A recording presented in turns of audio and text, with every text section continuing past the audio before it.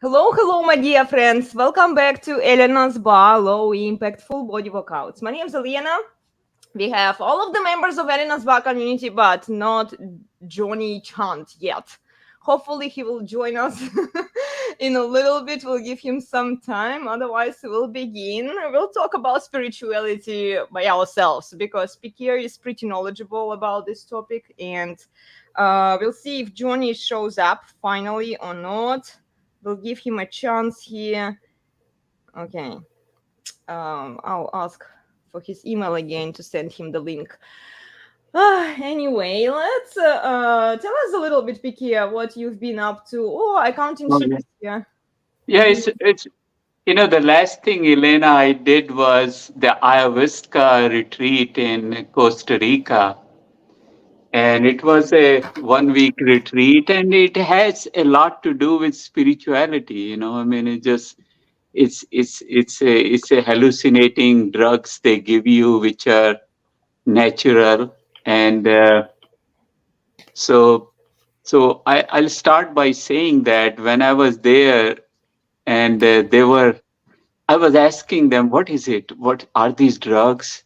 Are these mushrooms or peyote or cocaine or what is all this? Because I never used any drugs all my life, not even marijuana, which is legal here. None of these things. So she started explaining that, PK, what you going to do here in a week is a PhD program in hallucinating drugs. Really? So it's like beyond all these things you hear about is on top of this. And it just, when I heard that, and my breath stopped, and I just sat on the chair like I just like falling, on the floor or something. Because it's something new, something which I wasn't ready all my life. Even if somebody told me, smoke marijuana, I said, no, no, it's not for me. Get out of my way. It's like some kind of a personality I am. I don't know why, but I don't get into these things. But I decided when I got there that I want to know, this is the time of my life, because a lot of people ask me, what are these things they are talking about? What are these drugs? What are mushrooms? I had no idea. So I decided that I'm going to know, and I'm going to see how it works. Practically, I wanted to see it. This So, explains why you were out for a few weeks. oh yeah.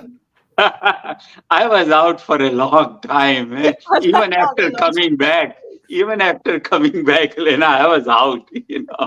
It's good you told me yesterday. I said, "Oh, I'm back. Okay, I'll join you guys." But still, you can see the difference in what you guys met me back then and now. You can. My kids are telling me anyway, but you can judge yourself. But Oh my God. but that's why I want to explain how it is related to spirituality. How What drugs? Okay, guys, here is the answer. How drugs are related to spirituality? Oh my Let's yeah, find gosh. out. because this is spirituality 101 that was practiced thousands of years ago in the Amazon jungles. Why did they practice it? Because when they had wars, the soldiers went to fight. They have a different mindset. When you're killing other people, you're fighting. So before they let them into the society, they had to go through this retreat, this ayahuasca, this drug retreat, which has DMT mostly, in it. It's in like big quantity, and they had to go through it before they'll let them into the society, because PTSD, nowadays is the same thing. So they had to correct it. People go through trauma and all these things. So they practice it. Why it is spirituality 101? Because it brings you back to reality, that by doing these drugs, they make you a normal person. They get all the traumas out of your body, and and you feel like you're a human again. You're not you you like can communicate with other people. You can love them. Actually, I can say that they change your angle of looking into things. You're back to normal. You don't look through its different angle as a warrior, but as a human being, So the drugs they give you, the practice is ritual. It's like a done by the priests, and and the place I went to, they charge a lot of money, but you are safe, you're secured. It's like we were a group of 10 people, and there were like 7, 8, 9 people, which were the supporting staff, that while you are drugged, they are keeping you safe, And we were drugged from 6 p.m. until next day until 7 a.m. So it's like 13 hours of safety we needed, because we were fully drugged, And how does it's a very ritual practice because all your diet is no salt, no oil, no sex for like 3, 4 weeks prior to getting there. And then when you get there, it's a very soft diet, very liquid diet, and and they really change you a lot chemically. And while preparing for these retreats, they they give us like 2, 3 days where they give you certain kinds of food which changes your thought process, because I was just experiencing everything whatever they were doing.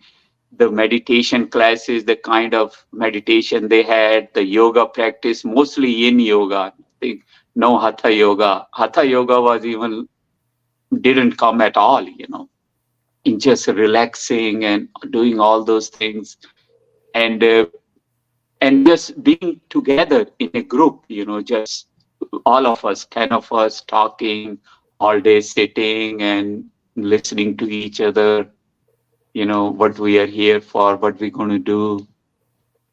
So on the day of the treatment, the Ayahuasca retreat, when it started, that morning was nice. We had a very light breakfast, and and we talked, and then we just communicated what they prepared us, all religious talks.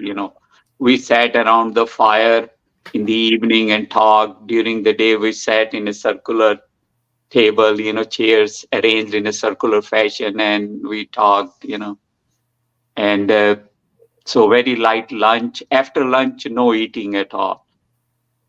So then around 4 p.m., we had a spiritual bath. They had different kinds of leaves and some organic stuff, and they made that water which we used, which we took a bath in it.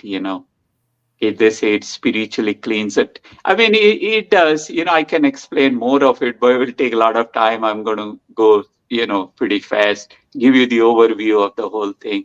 So we took a bath, and then after that, we left everything, all herbs and leaves on our body, like they were like everywhere, on our hair, on our skin, and we were spiritually cleaned. And after the bath, then the practice started at 6 p.m.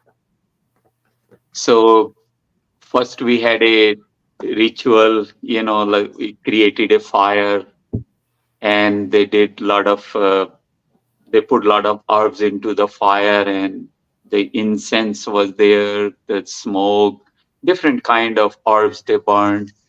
And we sat around the fire and have it all ready, and so after the fire, when all the ceremonies were done, uh, we had to set an intention. Why are you here? Why do you want to do this? What do you want to gain out of it? So they told us to have the intention ready even before we got there. That make it like make whatever you want to do, your whole list. So why did you want to do it? Yeah, why do you want to do it? I wanted to do it just for the experience, nothing else.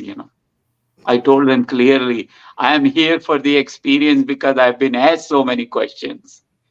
You think I have traumas?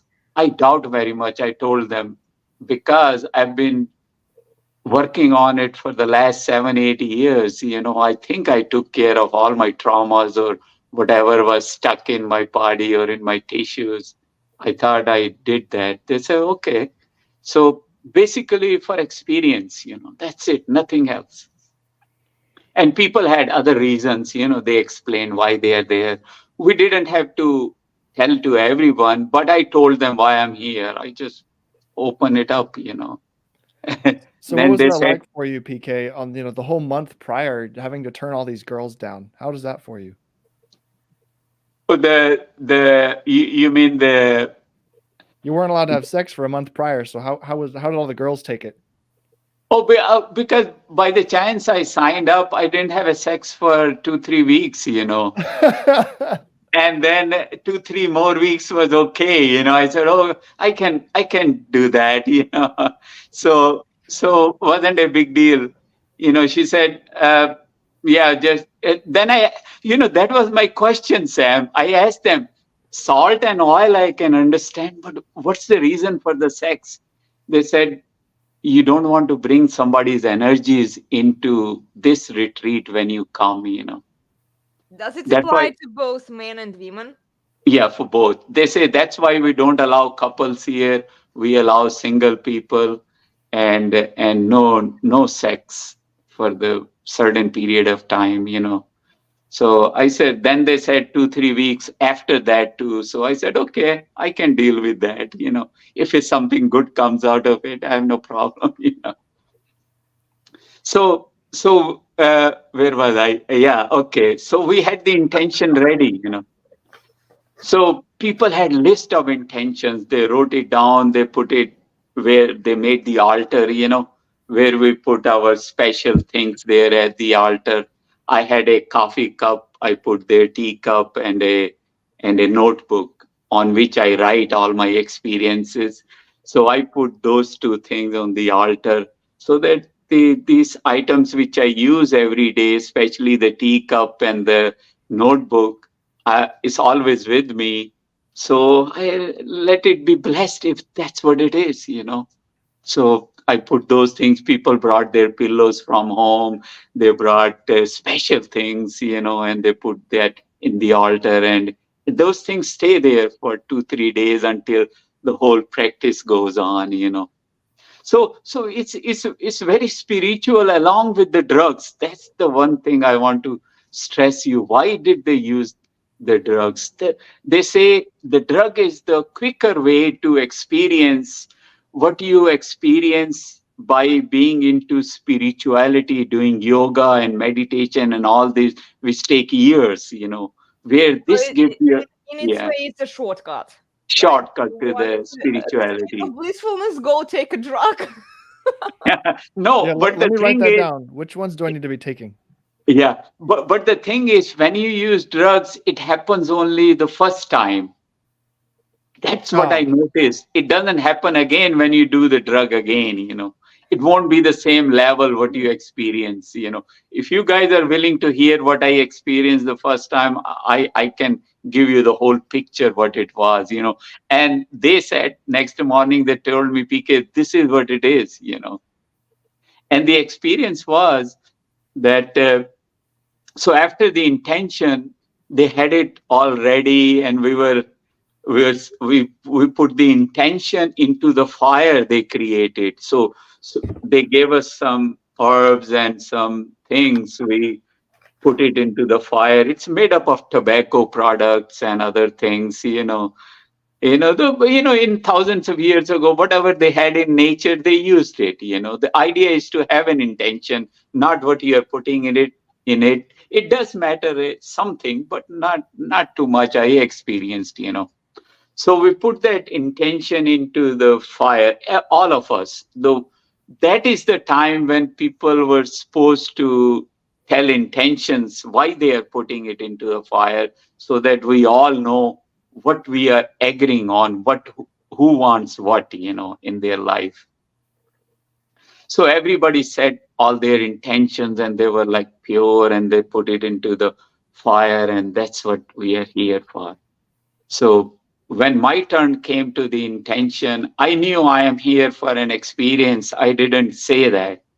I said, my intention is that I want this practice, this fire, to give me the intelligence so that I can understand your world. I have no idea. This is the other side. I have never been to the this side of the nature. What you guys are, where you are, the people who use drugs and all these things. How do they feel? I have no idea. So I wanted that intelligence. I wasn't here for anything materialistic or anything. I didn't want to gain anything out of this practice either. So I said, they were all looking at me. I said, yeah, that's what I'm here for. Yeah, I want to learn it. Did you understand Yeah, afterwards, after the yeah. practice? So after the fire stopped, the fire continued all night, but we had our mattresses around the fire. So each of us were laying down on the mattress, and we had a bucket with us. They gave us towels, pillows. We were like 10 of us, and there were like 9, 10 of those people who were our helpers. So the actual drug practice started at 9 o'clock. They had some kind of a drug they snorted into our nose both ways. It hurts a lot, but it focuses you. They say your mind will be at the center. So it's some kind of a drug, tobacco product they have. All tobaccos. The idea is to make you focused, on certain things or whatever. So that was snorted into our nose. And after that, they were given us a ayahuasca syrup. It's like a liquid, which they started boiling it in the morning and was ready in the evening. Like a decoction Okay, of we a. have. Hold on, Pikia. Can you answer to the question from accounting sheet? Why take drugs? What kind of hallucinogenic trip could ever be to the surrealness of this conversation? No, it's just the spiritual, because this is the ancient way of spirituality. That's what I am explaining. But They really I do. think a lot of times anyone gets like a new or profound emotion, they just say, oh, that's spirituality. I've just had a spiritual moment. It's like, no, you're just experiencing biochemistry. yeah. Like in a way that you're not familiar with. So it seems super Yeah. profound to you, but it's not. Yeah, that's what I experienced out of it is. That's what it is. This ancient way, like it's like thousands of, you can say millions of years ago, people did it back then using the drugs, but nobody does it now, because Lots of people we do found drugs. yoga. We found Like people make DMT like in their kitchens, like yeah, yeah, all over yeah, the world. yeah. I Like, mean, yeah, I went there. I said I went there for an experience. I don't do these things. It's something new, and something which is people, hundreds of people, thousands of people go to South America, do these things. But is this what you need? Maybe not. Maybe not. Yes, it's an individual thing. But the drugs and all these things are I don't know. It could be a treatment, could be in the hands of the doctors. If somebody you think needs it, they can use it. But it's not a solution for anything in life. This is where people probably misuse it and misunderstand the purpose of drugs to begin Yeah. with. Yeah. And people use drugs. They use mushrooms left and right. After that, cocaine and marijuana and all these things are, in the same category. But I went through the PhD program, so that's what I was explaining. It's the same thing. It's not. It's at a higher level, but What does it give to us? Nothing special. I mean, I was happy before I went through it, and I am still happy. I was content before I went through it. I am still content. So, in other words, you didn't notice any significant change in yourself after taking the drugs. The only thing I noticed that I'm more aware of the things. Maybe I don't know if it has to do with the drugs, or it's my spiritual path, or it's my practice, it's my meditation. Because they saw me doing meditation there, they say, PK, this will help you a lot. I said, yeah, I do that all the time. Yoga and meditation that's what I do. I read a lot, but I'm here for what you have to offer. They say, yeah, you'll see. I understand why you did it. I watched a movie a long time ago with my husband. We saw a movie. I forgot the name. If I find it, I will write it down for you. Yeah. There was one guy. He was a special FBI agent, I think, and he was dealing with the drug cartel. He had to get the drug cartel, and he started using drugs just so that he could understand what is being sold to people and how those drugged out people think. It took him a while to undo like the damage afterwards. I think there were like two of the guys who were doing it, and one was handling it okay because he was more experienced. The other one wasn't. He was younger and less experienced, so he to say no to those drugs was harder for him. But yeah, I understand. Like, you have to know your enemy. You kind of have to go inside to get the idea of why what they do. Yeah. So now we come to spirituality. That was the drug thing. I told you they considered it as spirituality back then too. Now the question of spirituality is, how do you become spiritual? The only way you become spiritual, that you stop paying attention to the matter, to the material things. When you move yourself away from the materials, you become spiritual slowly. Because these are two dimensions of life, material and the spiritual. You cannot combine them. It's like oil and water. They'll never be together. They won't mix with each other.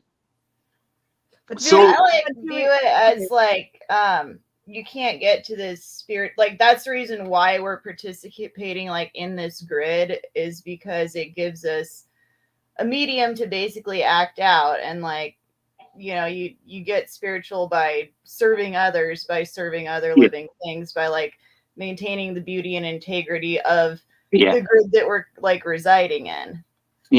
So I guess I disagree in that sense. We live in a materialistic world.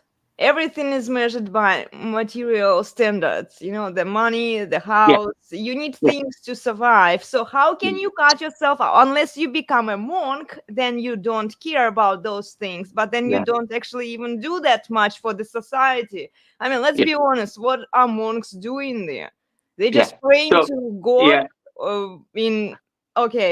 wherever they are, right? They like, what is their purpose? Like, when people tell me, oh, they're so spiritual. Okay, what's next? Let me explain that, if you just give me a second. That, this, look at ourselves as humans. I'm at a different age than you guys are. You are in your 20s and 30s.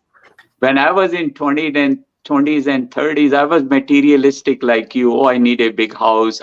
If I had a big house, I really don't care about, like, that's not what I'm talking about. Material thing. I'm talking about humans, animals, plants are all material, physical things. So I'll get one second.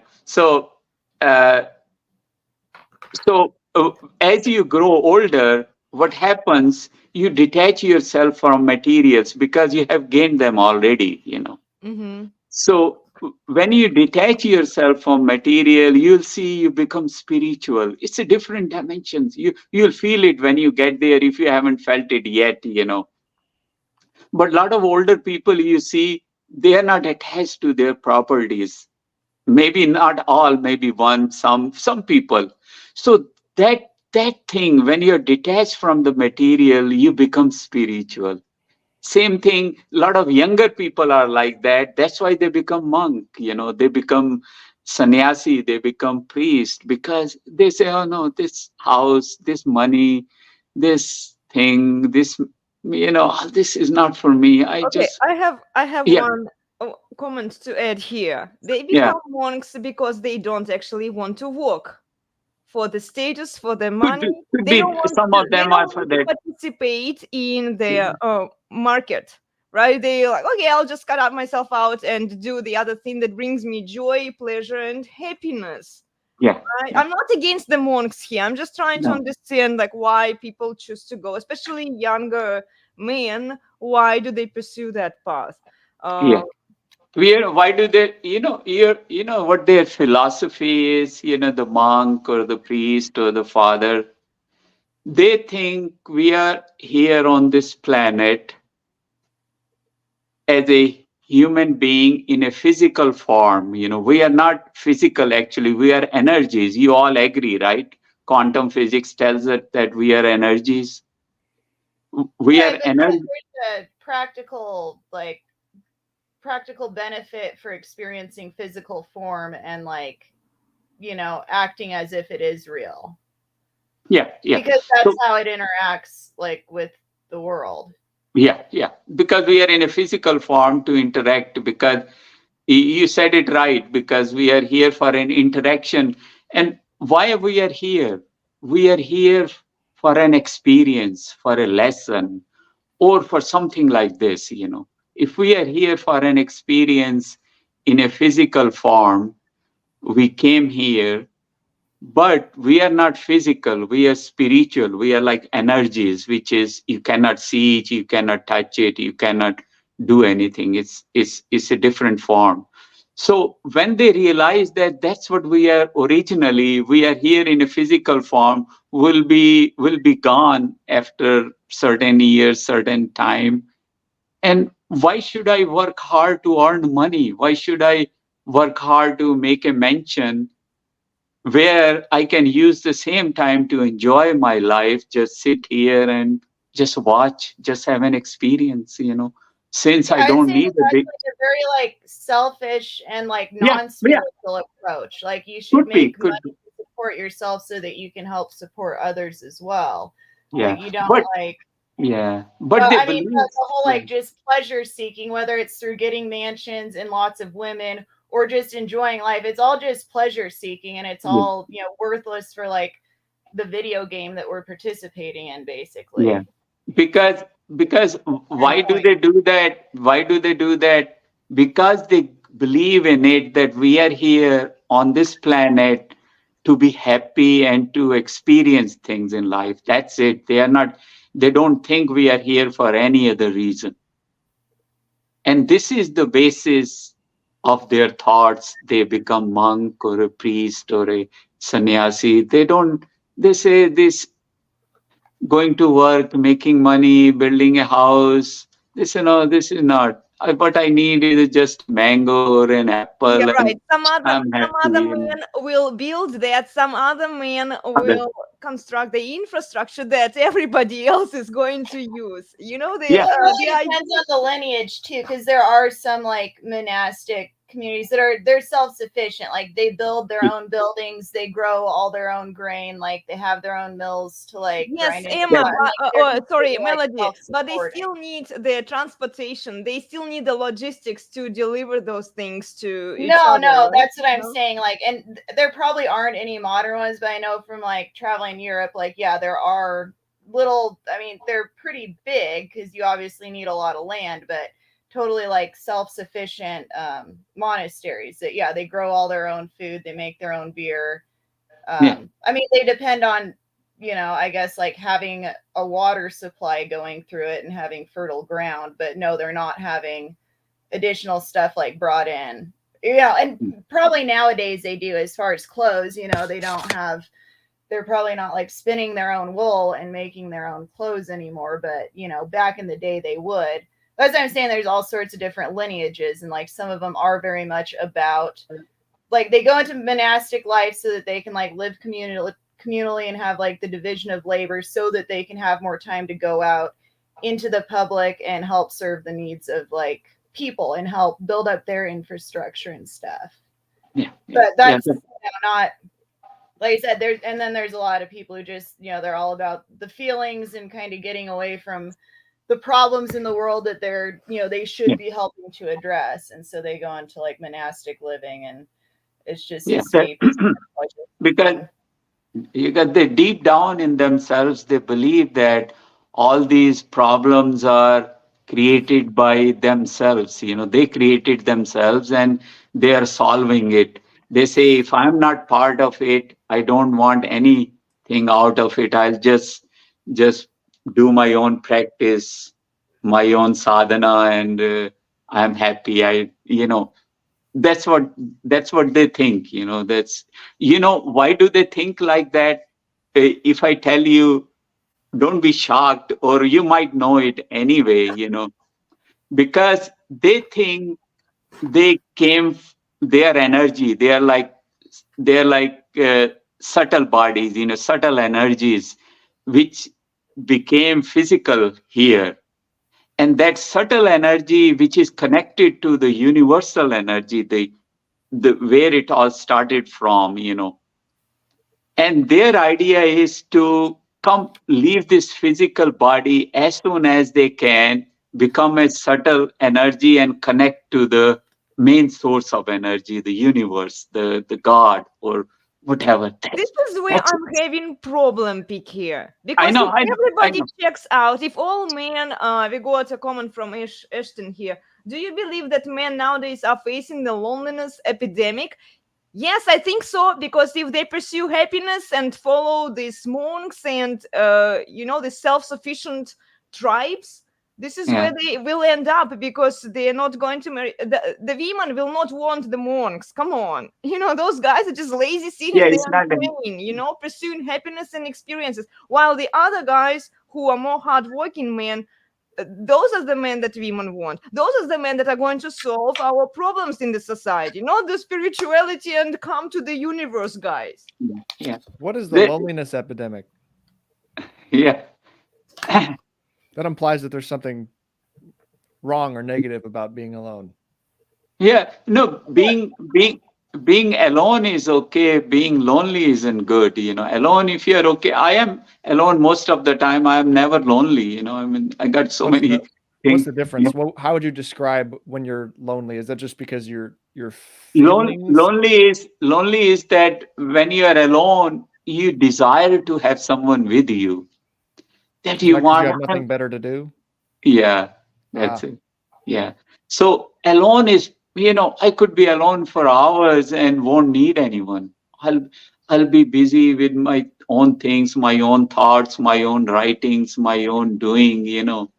It's it's okay. But as soon as you think, oh, you're alone, you're depressed. No, that's loneliness. That's not good. Yeah. So pick up an axe and go cut some trees down, solve a problem, do something, right? Women of my generation tell this man to smile, to fix that, but that's a terrible advice. Correct. Women give terrible advice. Mm-hmm. Yeah. Women can't teach men how to be men. I've been saying it since we started talking about these topics. Only strong, rational, masculine men can teach men how to be that, how to be what women want. We can talk about it, we can speculate about it, but if you ask me for specific advice, guys, man, I will always refer you to strong, rational, masculine men that I think do a way better job of explaining to you, giving you specific recommendations how you can be successful with women. Yeah. I just it's successful with women is I thought I practiced. It just lot went through when I was in Costa Rica. That's a different topic. I'll talk it at different times, but the spirituality was more One thing I tell you, whether you like it or not, as you get older, the chances of your being spiritual is very high. So just because people like tend to like fear death, and so then they Yeah. want to like come up with stories to like comfort themselves with. Yes, something naturally body does it to you or your mind or something. You just become, you start detaching yourself when the time for death comes, unless it's an accidental death, you start separating yourself slowly, first from the material, the properties you have, then slowly from distant relatives, distant friends. Then as you get older, your circle gets very smaller. Your friends are few relatives, and and you start looking into the questions, start answering yourself, where you came from, where you going to go, what's happening to me, what happens, like any my uncle or my grandfather or my father passed away, what happened to them. You start thinking about those questions. This is nothing but spirituality. That's what it is. Brings you Well, to. yeah, I'll Yeah. bring you something that might shake you a little bit. Sure. My husband has been recently reading the book The Fourth Turning by Neil Howe, and Uh-huh. he was describing different generations there, how different generations perceive the spirituality and stuff, and among other things. Okay, so the boomers, and you are probably a boomer. How old are you? I'm a 63. Yeah, 63. I'm a boomer. I'm the Okay, last year of the last boomer. boomers. Okay, 59. Yeah. those Yeah. guys, they always seek spirituality, and it's funny because it's a cycle. Okay, it repeats Yeah. itself every 80 years or so people create, each generation lasts about 20 years. And yeah, so as a boomer, But I wasn't. you will always be seeking these experiences, the spirituality, and Yeah. all sorts of things, like Well, it's new for me. It's new for me, Elena. I mean, okay, I okay. wasn't spiritual all my Come up life. with all sorts of reasons to do that. Then Yeah, we have the X's. They are slightly younger than the boomers. Okay, those right. guys are slightly more down to earth, but still they are into their personal view, into their persona. So we see them, maybe those guys are on Instagram, like they are surrounding themselves with the girls, and they are fleshing out. It's all about the image and reputation for them.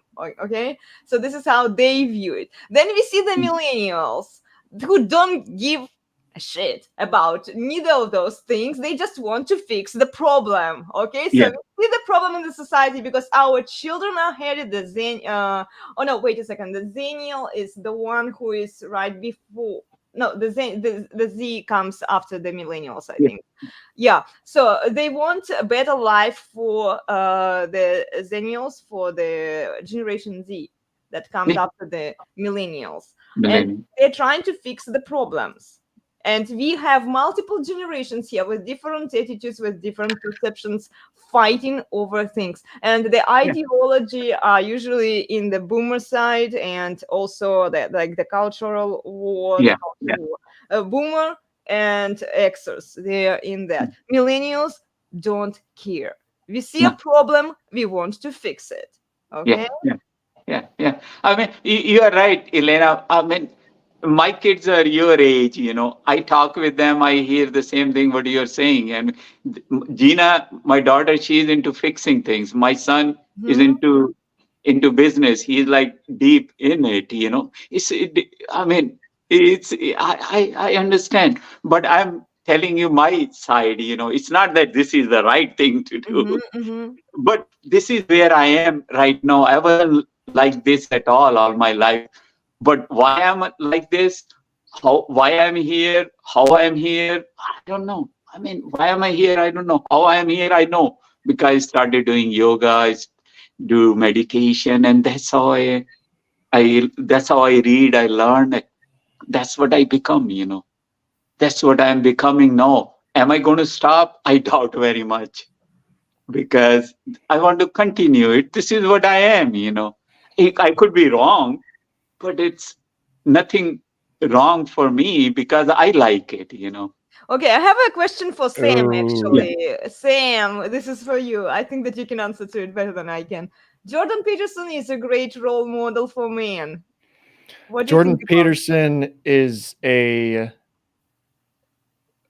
poor model for men, but Yeah. he has added a lot of valuable things, and he has spoken about a lot of valuable things, and he teaches a lot of valuable things. I don't see him as a great model that I would want to replicate, but I've learned a lot from him. Yeah. But I wouldn't say I would replicate everything he does. I've read both 12 Rules for Life and the other book, like the next 12 Rules, whatever he called it. Yeah. And there's a lot of good stuff in there that would help a lot of people. But ultimately, his model and his life is missing some things that I wouldn't want to replicate. And I think Yeah. everybody Yeah. should, of course, decide for themselves what they think is important. But a model is not what I would call him. A wise man, sure. Yeah.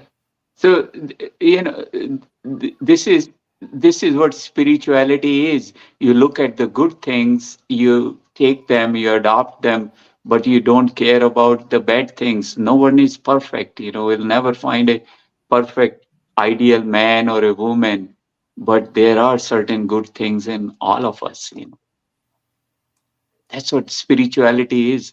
Knowing yourself, knowing. Oh, you are special. Black slate equalism, Yeah. right? You're special. Yeah, that's it. Everyone is unique. Everyone is special. We are born with our own talents. Okay, And what would be your recommendation if we are talking about everyone is special, everyone is unique? A land whale. Okay, I'm sorry to call a fat lady a land whale, but I'm using the male jargon in here. No, a fat woman. What would be your recommendations to her? As considering the point that she is special and she is unique, what kind of uniqueness does she bring to the table when it comes to the relationship? maybe she's more loving than other people who don't look at you as a human being. Maybe other girls look at you as a material person who is a source of money. Maybe she really loves you from inside out. She's fat. That's okay, but love and fatness has no. Okay, you could think of her as a solid anchor for the relationship. Yeah. That Yeah. was a you joke. should watch my other Yeah. video that I did a few years ago, statistics on attractiveness. Yeah. What are men biologically attracted to? Okay, Pikia, would you be They are attracted not. to They are not. Of course, biologically, you'll be attracted to someone who is not fat. Yeah, of course. Yeah. Yeah, but then why do we say to these women that, oh, your appearance doesn't matter, you can be as fat as you want to be, and because you are so special and unique, there will be still Prince Charming waiting for you? Why are we saying this? And by we, I mean social media, content Yeah. creators, other people. Why do they send this message to women, which is effectively a lie, because she will never be as lucky as a younger, hotter model out there. I mean, Maybe granted, some people have like a fat fetish, and but yeah, I don't know if that's really like a healthy basis for like a long term relationship. Like, Can we break down the fat fetish thing? Yes, please. yeah, I mean, I'm kind of curious. Like, I don't fully get it. I mean, there's a lot of things that I don't get. It's like, yeah, but people are people. They got like a wide variety, and yeah, I mean, I've even had guys tell me like, like normally like you're way thinner than the type of girls I normally go for, but like you got a nice enough like butt and personality that like you're actually pretty attractive. Exactly. But yeah, I mean there are definitely She guys. is not getting paid for it. See, Ryan said that they lie to women because it sells, and men are not getting paid for it. Only women can get benefit from these lies, assuming that the men buy into this lie to support these women. You see, and this kills the incentive for women to exercise and to improve. Ladies, it's not that I hate you here, okay? I don't want you to think that Ellen, I saw mean she called me a land whale. No, it's the fact that you don't want to work on yourself. You don't want to improve because you are buying into the lie that is being sold to you. Yeah. So And why? maybe she'll find a boy who is as fat as she is. So it's a good couple, you know. It's possible. Yeah. Thank you, Chef. Oh my Yeah. advice for the land. Well, would be to subscribe to Elena's Bar Fitness channel. Oh, thank you. Yes, please subscribe. Yeah, we have a lot Yeah. of fun here. Yeah. I mean, it's hard to justify why the world is like this, you know. And we can justify. I can say why it's like this, but no one may agree, or some people might agree. Other will say, "Oh, this is this is not right," you know.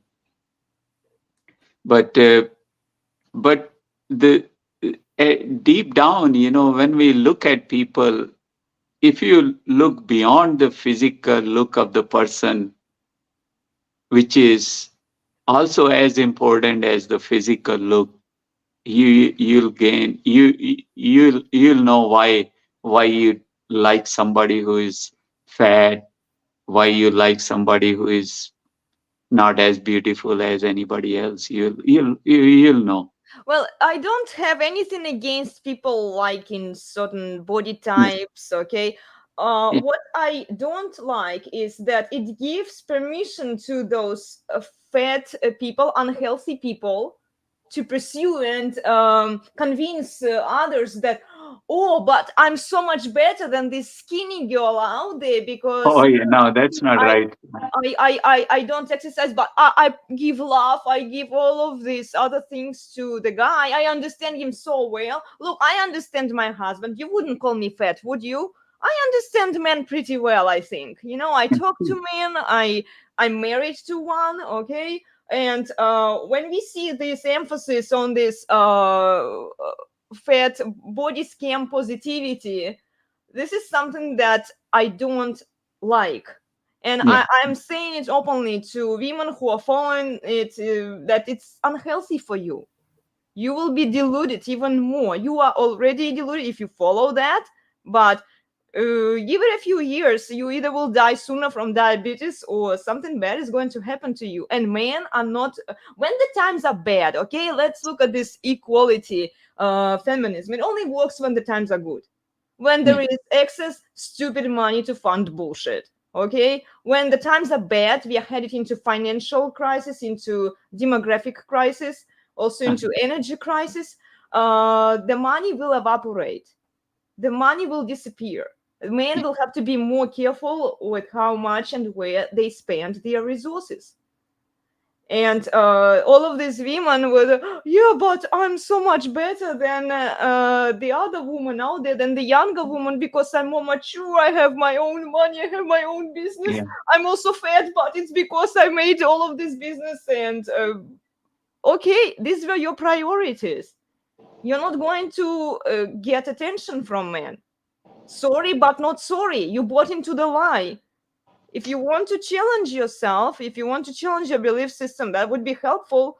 You need to challenge the messages that you are getting from everyone else out there who is telling you this body positivity scam, who is telling you this spirituality, which is bullshit, effectively, which we already have determined based on what Piquet told us today, right?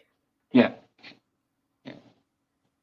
Yeah. I mean, I tell you, it's very easy to find out too, you know, whether you are spiritual or not, you know. I mean, it's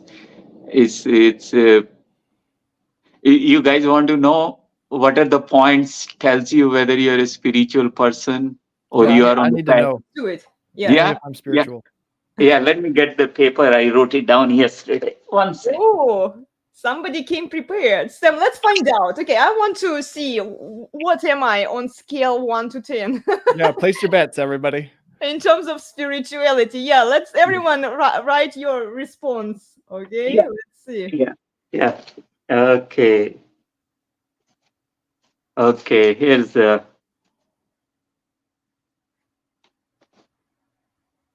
You know what? First point of spirituality, that you're spiritual, is that whatever you think, it happens. You know, So I can manifest things. Is that what you're saying? Yeah. Whatever you're thinking, suppose, oh, I have a desire for something, and later it happens. It means you are spiritual. You are on the path of spirituality. It's just whatever your thoughts are coming into reality. That's simple. So is that so what you think is your perception of reality? So if I think, let's say I fall off my bike and hurt my wrist, theoretically, if that's a bad thing normally, if I think about how all of the wonderful things like, wow, okay, I'm going to get really good at using my left hand, for example, I'm going to think of all these positive things about it. Does that mean that I'm controlling reality because I'm controlling my perception of reality? No, not that way. But the thoughts is like, suppose you're driving a car and you think, oh, I might have a puncture in my tire soon, and few minutes later, one of your tires is out of air. That kind of thinking, that you think ahead of whatever is going to happen. That whatever is happening, whatever you're going to do, you thought it already few minutes, few seconds, or whatever, beforehand. Okay. Do you think that's a result of spirituality, or do you think there's something mixed into there where your subconscious is always calculating like things like that, and so you're going to mentally prepare for things? Intuition or something like this. That your subconscious, 'cause spirituality is everything which is not material is spiritual. So subconscious mind or whatever, on the which thing you cannot see and touch and control is spirituality. Got it. So you would define like intuition, subconscious thinking, and is a part instinctual action as all part of spirituality. Okay. Yeah, it's a part of a spirituality, because why it is part of spirituality, because it's at a subtle level, at that level which is we cannot see, we cannot touch, we cannot feel. It's like a beyond physical matter. Yeah, that kind.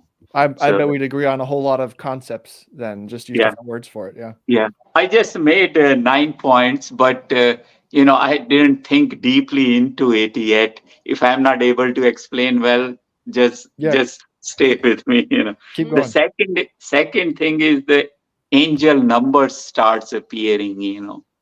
Like 1 1 1 1 2 2 3 3. Those.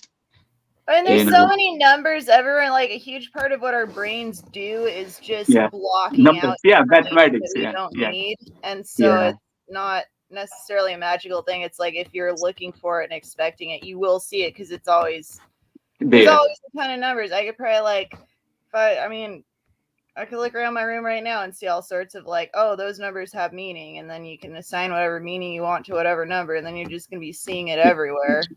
But that just because you're like not engaging that part of your brain that is normally doing the job of like blocking out like information that's not important, because all of a sudden you've decided like, oh, these random numbers are important, and so you're gonna see it. That's it. It means you're not material anymore, you're spiritual. You're going into. Wait a second, Piquet. So what is it? Is it assigning numbers to the things that you see, or if you see the representation of that number, it means numbers in your... the second thing, the numbers you see, it tells you something. You can make a meaning out of it, because all the numbers have some meaning. When 1 1 appears, 2 2 3 3 9 9 7 7 7, that's very common. They say you're lucky, 7 7 7, so these sounds like the matrix. When you look at the numbers, if you're not spiritual, you don't pay attention to it. But when you're spiritual, you start thinking about it. You start paying attention. Okay, so Rollo Tomasi, if you're watching, the very numbers guy that you've invited, he was more spiritual than you are. Yikes. Yeah, the numbers, the Indian numbers they call it. Based on the numbers Yeah. The meaning, he could see the meaning. I remember that Gary, the numbers guy. Oh my gosh, that was such a fun show that they did with Mike Sartian. He is in astrology, and it Yeah. very much reminded me of that episode that I watched. This is all I Yeah. want to say. And sometimes if you're walking in the park or something, if a feather falls on your face or something, you pick it up, you look at it, and you say, "Why is this? What's the reason? What is universe telling me? That what does it mean?" So It's when you the start assertive thinking, area. yeah, when you start thinking in these lines, it means you're becoming spiritual. I love this comment that Sheep wrote to us. I never Uh, win the lottery, so I guess I'm not spiritual. My numbers never show up. Wait till you get older, and then you'll be more Older, yeah. spiritual. Then you pick up the right numbers. Yeah. Okay, so the third thing is you start seeing the synchronicities in life. What does that mean? That means that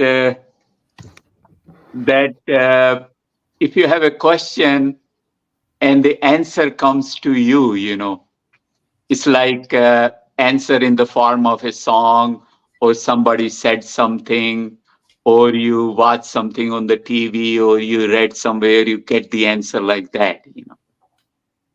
That it means universe is helping you to get the answers for the questions you have. That's synchronicity. That one after the other, question comes, answer comes. Question is here, answer is here. You don't have to go ask specialized people for the answers. Answers come to you from nature, from universe. It means actually you have a question, you're looking for answers, you find the answers in little things around you. That's what it means, that you're spiritual now. You're on that path. You're progressing. So if I'm in a relationship with somebody and I'm walking along the sidewalk and I see like a female spider eat her husband, is it like, what should I be thinking about that? What does that mean? Means not good thing. I mean, It's a could be good the, sign, could be Sam. the What's answer. the sign? It's a sign. It's a Sign sign. that she's not right for you. Don't take my word for that. Maybe the universe is trying to tell you run away from her. Yeah, or I'll take it she with a run. grain of salt. Yeah, so you'll see. You might have experienced it even at young you are, that sometimes you have a question, you find the answer in different things. Or could be in a short episode you're watching on a TV, the question you had, something which was bothering you, you found the answer right there. Might have might have experienced it. Yeah, it's possible. Yeah. All right, what So, else you got on that list? and the fourth is the nature connection, that you connect to nature a lot, like things you like walking in the jungle, by the lake. You love to look at the sky and the stars and little things. Your connection with the other animals on the planet is strong. You care for the animals, you care for the plants, you care for other living beings, other properties, other things which are given to us on this planet. You care for them. You don't want to You destroy see them. them as a skin color, like Sam pointed out today. Yeah, Elena's fur coat. Yeah. Yeah, it's I'm just sorry. If you are in Russia, in Siberia, uh-huh. that would actually keep you warm.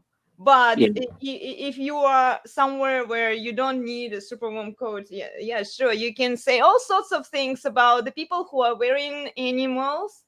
Guys, yeah, yeah, your circumstances and conditions outside of your control determine that decision. It's not to say that those people are mean and evil for wearing the fur. yeah, yeah.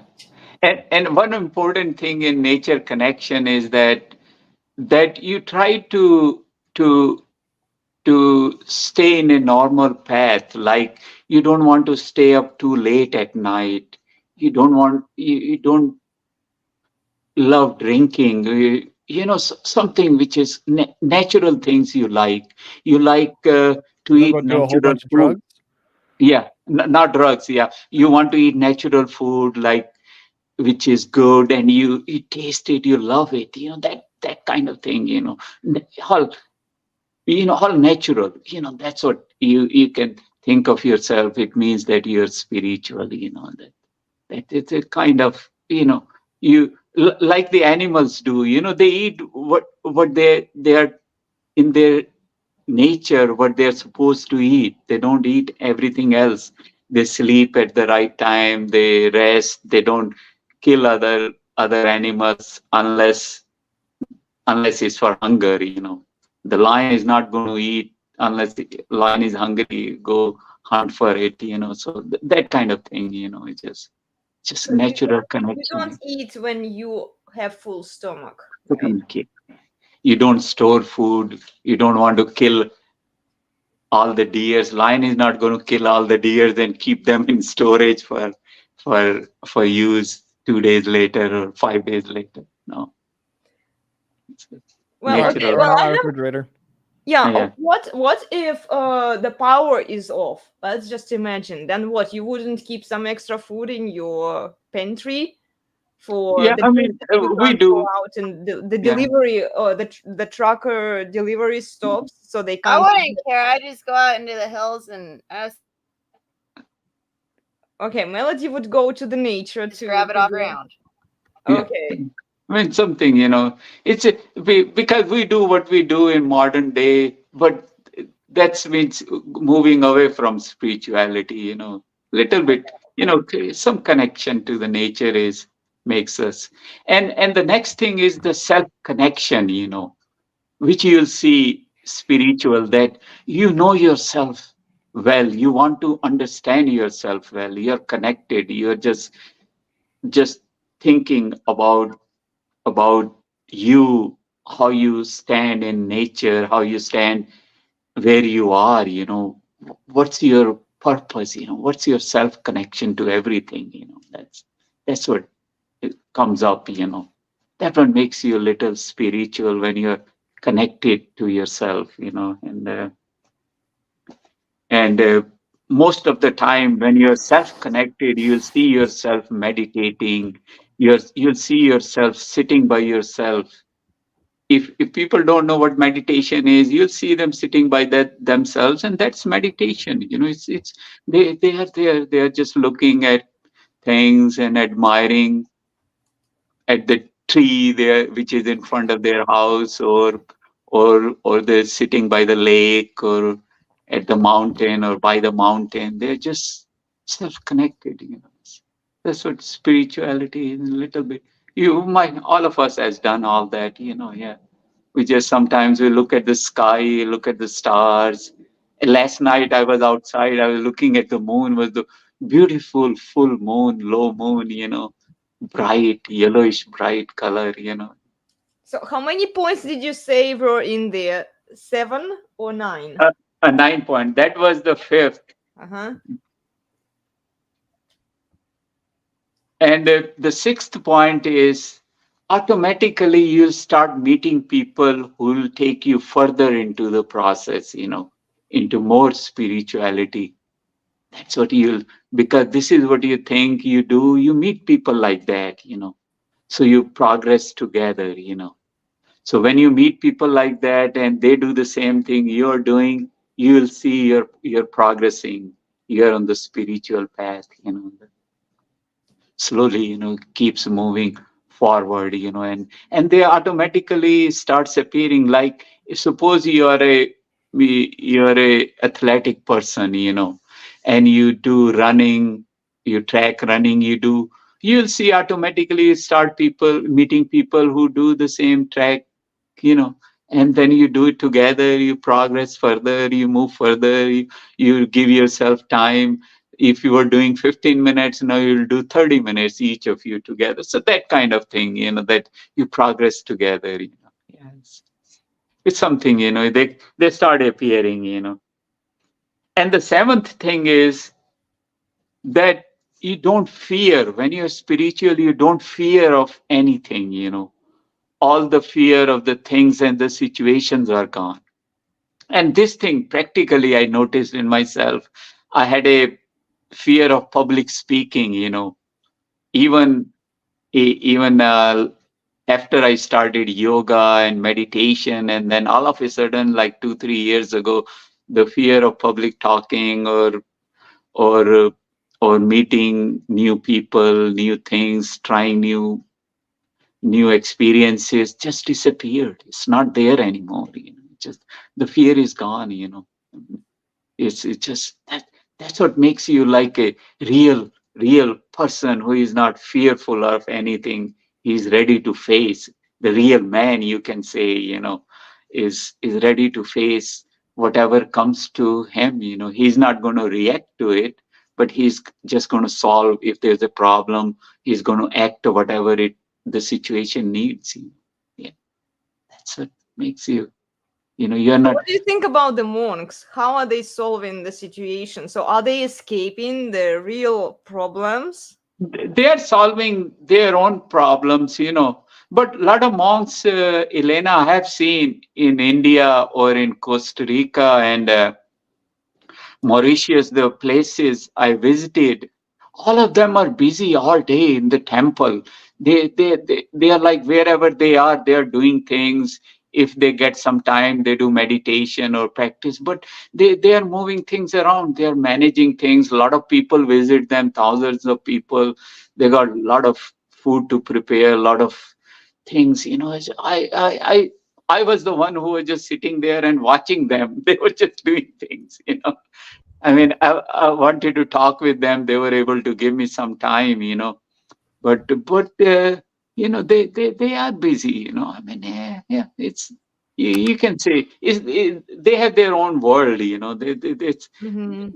that keeps them pretty much Like occupied. Even isolated from the rest I of the speak world. world, yeah, yeah. They're backdoor people. Whenever they get a chance, they do their spirituality, but then they come out and help people, And their job is to help you become spiritual. So that's their profession, That's it. Steve writes that They he's have chosen. hold on, Pikio. Let's check the comments, please, for a second. Yeah. Chip writes that his fear keeps him away of trouble. And then sometimes my fear goes away for a little while, but then I look in the mirror and I'm terrified again.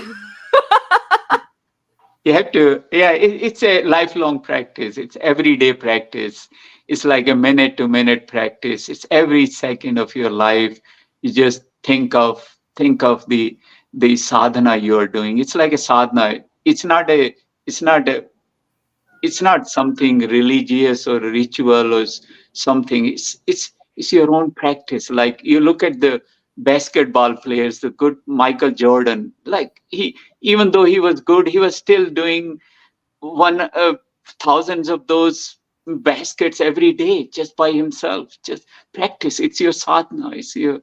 If you don't do it, you'll forget. Yeah, you won't be the top player. You'll be. Your level will keep going down. Just same thing. Spiritual. Just keep meditate every day. Do yoga practice every day. You love your body. Take care of this. It's important. Yoga is to make you healthy. Meditation is to make you spiritual.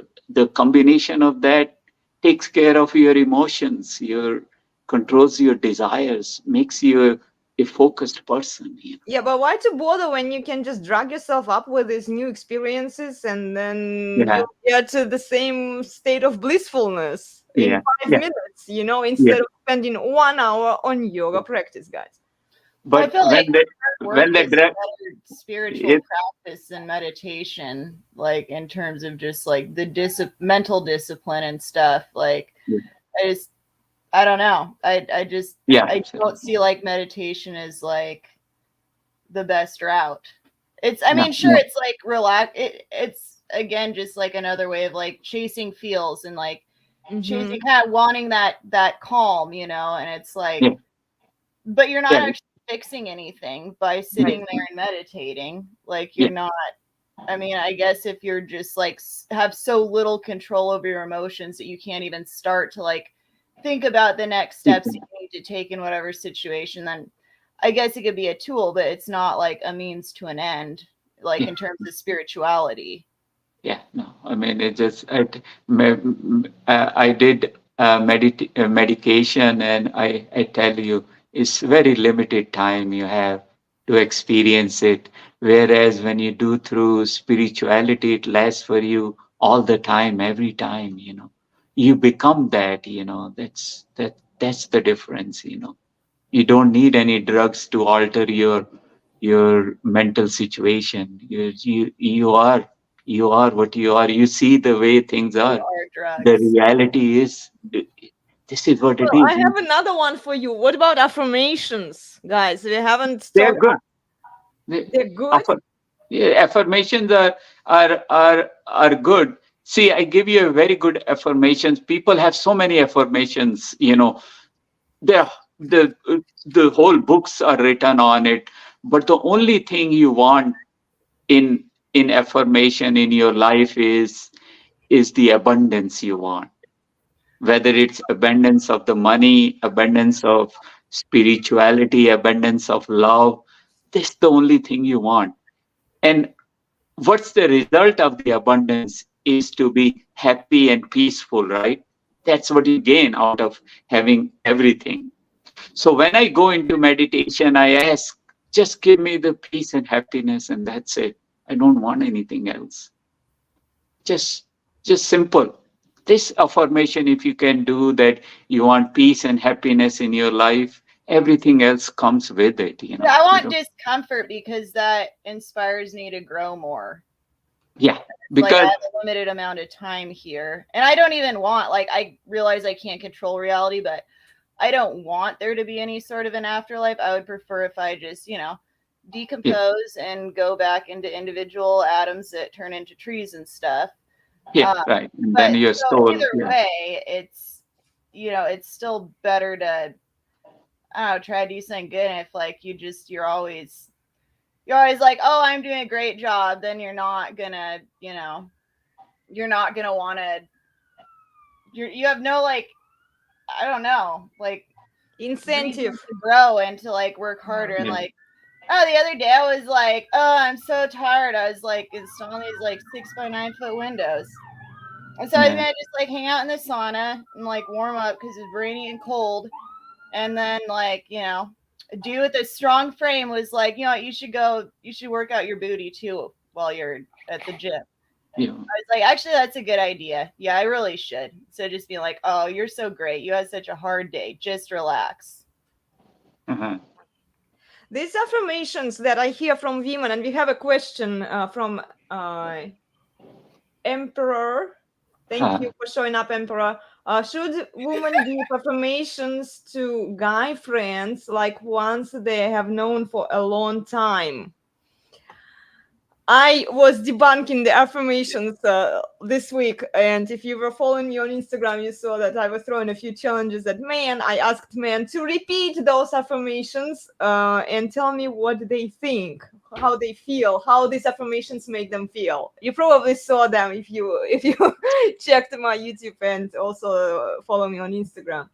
And the problem with that is that these affirmations are very delusional. Okay, so if a woman tells it to a man, and there is a chance that men are not going to buy into this, because it's not enough for men to just sit, meditate, and say these affirmations out loud.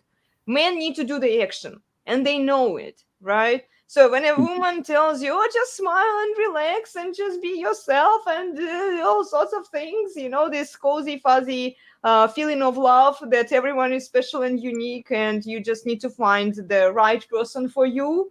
One is paralysis, as Rollo was explaining it in his book, The Rational Male. It's not going to work for men. For women, it seems to work now at the moment, but they are deluding themselves, and then they really believe this stuff because it was told to them for multiple generations now. It's very hard to undo the damage. We are trying to undo it here, But if women don't show up, I only have seen one woman, Ashton. Thank you. We love to have you here. Women don't want to introduce themselves to something that contradicts their belief system, to something that challenges them and tells them, well, maybe you are not this Miss Perfect. Maybe what you've achieved, you only achieved it because some guy helped you out there. But how dare am I to say those things? No, she's strong, powerful, and independent woman. She believes in herself, and she did it all by herself without any help. Yeah. I want to say something about the affirmations thing. I think they can be very powerful and very important and very positive, but not in the context that people normally do them. So I won't name the source, but I started engaging in a affirmation process thing where you think of, and I don't know if this is something that works for men and women, but I can speak from experience that it has worked for me.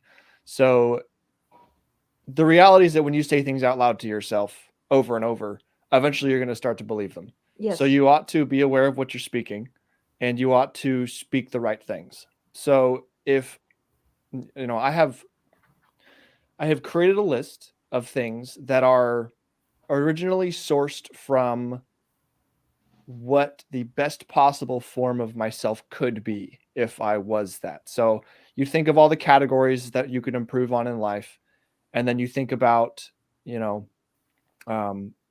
do you want to be? And the important thing to do here is not to compare yourself to other people. It's to compare yourself to who you could be if you did all of the right things. And so you create this list, and basically the idea is that this person is sort of your nemesis, and you're not the reason it has to be you improved is because you're not other people. Other people are going to have different skills and talents, and they're going to have different positions and different resources in life than you. So what you need to do is you need to think of, what do I have? What could I be if I made all of the right choices all the time? And then you create this list of basically descriptors of what this person could be like. And then you turn that list around into sort of an affirmation list. So the idea is it's competitive. You are seeing what you could be, and that should inspire you to action, to do those things that put you closer to being that. And the list is always changing, and the list is always something that you currently are not. And in order to continuously inspire you to action. So when you pick things that are properly motivating you in the right direction, and they're things that are just outside your reach, and they're things that are going to have a positive impact, then saying them out loud is you're training yourself to become that better person slowly. Well, can you give us an example of the affirmation that you say to yourself? Ooh, that's pretty personal. Let me think. Well, just one, because I think that guys would be interested in. And look, you mean affirmations like you're perfect, just the way you are? Yeah, these are the ones that women often hear on social media, and these are the ones that we are trying to debunk here. I think they're just bullshit, honestly. Okay, so the first thing is that they can't be vague. They have to be very, very specific. Specific, yeah. Yeah, because I'm not just going to tell myself that I'm you're better or whatever. No, these are very specific things that should be improved upon. Let me see here. I'll find one that's family appropriate or something. They're normally on my phone, but my phone's my camera right now. Yeah, just an example of a good affirmation, the specific that is applicable to Sam's circumstances and Sam's situation. Okay. Okay, so there's two things you do. The first thing is that you generate, when you're thinking of this list, it should be maybe 25 to 30 things that you could improve about your life. And well, yeah, there's a lot of areas to improve in. So there's one list that's going to be fleshed out. It's going to be very descriptive. It's going to be very specific. And depending on how much time you want to spend doing this, you could read each thing in its full description every day. But I created a shortened list That's just, you know, something that I do that's like faster to read out, and it just reminds me of the thing that I'm trying to fix. Let me read through this here. And do you say these things to yourself every day? Yes, out loud. Okay. Yes, because speaking it does multiple things. When it's in your head and you're thinking it, it's kind of cool. But as soon as you say it out loud, it speaks the words into reality. And as soon as you've said them, you've heard them. And like I said, if you tell yourself you're ugly every day out loud, you're going to think you're ugly eventually. So, you know, tell yourself better things. And men should do it. I think that these affirmations would work for men better than they would work for women, honestly, because women live in cognitive dissonance. Men are less prone to that. It's not to say that it's impossible, it cannot happen to men, but men tend to be more rational, women are very emotional. And when women hear these affirmations that are vague and they just want to believe in this thing, whatever they tell themselves, right? And for men, the affirmations would work much better than for women, I would say. Yeah, this is one of the points I have. That's the next point. That affirmations, meditation, yoga, reading. When you start doing these things, it means you're spiritual. You know, that means you are on the right path. You're growing. You know, these are the activities which makes you moving on the spiritual path. You know. Okay, Sam, did you find the example? I have my list. Yeah. Okay, can you read maybe like one or two? Yeah, I could read a few. There's some shareable ones in here, and some of these apply to probably a lot of people. A lot of people benefit from them. So what I say out loud is, I remove dopamine hits to improve my dopamine response. So this point is very much tied to social media and the dopamine that we all get from constantly checking our messages, checking our notifications. Somebody liked my post, somebody viewed my story, whatever it is, all of those things. When you are constantly immersing yourself in that, then your system's going to become adapted to it, and it's going to make like special things that happen in real life less special. So I'm just constantly reminding myself that, you know, the more I distance myself from those kinds of things, and it's not saying that I don't check my social media, but it's kind of connected to something else, which is that something else I say out loud is I use social media as a tool. It's reminding myself that I'm not here to digest content and to consume content. I'm here to create content. And what that does is it expands my network, and it does certain things for me. So those two things combined are very related in that it reminds me that I'm not going to like end up sitting somewhere on a couch just like scrolling and looking at stuff and watching interesting videos. It's like, no, I'm here for a purpose. I'm going to do a thing, and then I'm going to go do something else. So those are examples of one kind of thing. Does that make sense? Yeah, I think it applies to men, but not so much to women, because I see and as a content analysis, I would say I have been analyzing content, and I've been sharing some of the bad content examples with you guys. I see a lot of women, they overproduce content without even thought of what kind of impact that content is going to have on people. So as content creators, it's our responsibility to try and anticipate the actions of people. But it depends also what kind of content and what kind of message you're trying to send out to people. I see with women, they are mostly narcissistic. On social media, they just like, oh, I'll make a bunch of posts here. I'll just show myself in all pretty angles out there to get the likes, to get the dopamine hit. So for men, I think that to fix our situation, men should maybe produce more content, focus on production more rather than consumption. And for women, we should start analyzing what kind of content we produce, because this is this is something that deludes even more women. But you'll be surprised, like that there are a lot of relationship gurus who are male, and they are sending the relationship advice to women and to men, and they are deluding people. So it depends on, it's not applicable to every case. I just want to make it clear. So this is for Sam, and he produces good content, okay? Yeah. Like he's not overselling like some things, that people want to hear. He obviously does a way better job than most content creators out there. So it doesn't apply to everyone, guys. Okay, so these are just Sam's examples. Mhm. Yeah, what's next, Sam? What's next? Well, I sure as heck ain't reading the whole list. I'll tell you that.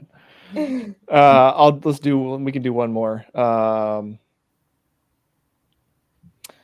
Let's see. Let's do this one. So, what I say is, I end every shower with cold water, and the reason for that, Melody, is it reminds me that like the reality of life is discomfort, and if I'm not comfortable, if I'm not ready to accept that every single day, and I get too comfortable, then I'm going to start declining in my progress, and I'm going to miss out on things. And there's tons of advantages to the cold water thing, and like just ice dips and all of that stuff. There's lots of science and stuff behind it, but ultimately it reminds me to appreciate the warm water while I have it. And it challenges me to, mentally, it's like, okay, I have full control over my situation. I could take a nice, comfortable, warm shower. And I do not want to experience this cold water hitting my body. That's going to shock my nerves, and it's going to be uncomfortable, and it's going to suck. But being able to do things literally for the sake of like them being difficult is sort of freeing. And it's like the other thing that happens is when you're in a colder climate and you're having a hot shower and you turn the hot water off, now you're cold. Mhm. But if you douse yourself in the cold water first and you turn the cold water off, it's like, oh my God, thank God that water's off. Oh, the air is so warm. So Yeah. That's yeah, it. yeah. So I kind of like the idea of contrast shower. So you take a warm shower first, just to be safe, right? And then you use the cold water to cool yourself off. What do you think about that one? Or you just go straight into the cold water? So Yeah. I specifically, I leave it to, I don't want to do something that's like too unrealistic. Like I would not say I'm going to take every single shower strictly in cold water, because what I don't want to do is I don't want to disincentivize showering. I need that to be a thing. That's something else on my list. But there needs to be a balance of like, okay, I'm going to get to enjoy the hot water, and then I'm going to, do that. And it also keeps your showers shorter. Yeah, right. So The other day, somebody suggested me that fill up your tub with as hot as water you can put your feet in. ooh. So I filled it up, I put my feet in, and I noticed my whole body was sweating, even though only my feet was in the water. Yeah. Yeah, Okay, and they say what it does, that it you know it it takes care of the pains in your body, in your legs, and send those soothing waves into, somehow it works. Then after that they say change it to the cold water and go sit in the cold water. So mix it with Ooh. the very cold water, not as cold as you can sit in, and then go in there and do that. I did few times, so it made a big difference. Okay, guys, a question from Ashton. If Yeah. men have some aspects of ancient Roman men, they might be better and stand up against modern feminism. What do you think about it? I Say think it that again. No, go ahead. Can you see it on the screen? I put it up there. If men Oh, have some aspects of ancient Roman men, they might be better and stand up against modern feminism. I think that's generally wise. Yeah. Like yeah. what aspects of I mean, I guess like throughout history, like you could like pick and choose like good aspects out of like every group. I guess I don't know like which one specifically the ancient Roman men exemplified. Well, Didn't they eat something that made them the strong melody? Barley. They were called barley boys, the gladiators. Yeah. Mm. yeah, the The masculine. modern men ate more barley. Like, yeah, they'd have higher T levels, and they probably would be better. And yeah, I, they I, died think out. I think there is some truth to that. Men need to be more masculine to fight what's coming from, to be able to say no to the feminists and take care of Yeah. our society and infrastructure, because those monks are not going to do it. Somebody has to do it, but only masculine rational men can honestly do it. So Yeah. and I'm not even talking about beta or alpha here. Most men by nature are beta, and biology doesn't need a lot of alphas out there. It needs a few, but most men are going to be beta men. But the problem is they can be still masculine beta men who can still say no to women, and this is what needs to happen. Yeah, I agree with you, Ashton, to some extent. Yeah, men need to get back to the roots of being more masculine and strong. Okay. Yeah. What's the next point on PK's list, the final Yeah. one, 9? The last point is that, the eighth point was about the reading, meditation, and affirmations. You start doing those. That was the eighth point, and the last point is your eating habits change. Uh-huh. When you become spiritual, that you try to enjoy simple things in life. It could be like a pea soup, or could be like a simple bread or something, natural things, bananas, Barley. apples, fruits, vegetables, all the Oreos. things. Oreos, Does it Hey, imply that, Oreos? Yeah. Huh? sorry, does it imply that you have to become vegetarian? No, it has nothing to do with. I didn't go on that path into it, because I became vegetarian. I don't want to force it to anyone if they don't want. It's not my style. I don't force it. But you start eating natural things in life. Yeah, you start enjoying food more, because you put, like, you're eating a banana, you put it into your mouth, you swallow, you enjoy the taste. You pay attention to the banana which is moving in your mouth. You're chewing on it, you're tasting it, that kind of thing. So you need to That's be more mindful. It's like mindfulness that's practice. spirituality. Yeah, that's what it is. Start enjoying, relishing your food, what you're eating. Yeah, it's and you pay attention to the foods you are eating too. That comes with spirituality. Is this really good for me? Am I going to be happy by eating it, or am I hungry to eat it? That's another thing. You're paying attention to your body, your clock. As we get older, we don't eat as much. So we become specific that we're going to eat at certain times in the day, only twice a day, or we're going to eat this, not everything. So that's, you start paying attention. When you're young, you don't. I remember when I was young, I didn't. I just ate. Oh, what's for dinner? 5 course. Okay, bring it out. That kind. You don't spend too much time eating either. As you become spiritual, you eat what your body needs. And that's it. Yeah. Go from there. Yeah. These are the 9 points. Tells you that you are becoming spiritual, but that's it. It's nothing special. Yeah, nothing special. It's an indication, and you can see yourself out of these 9 which applies to you.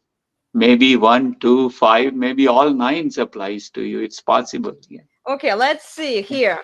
I'm going to show you my, like Ship was saying, I'm probably 0. Although no, I do read, just not the affirmations, so it's like half of a point maybe here.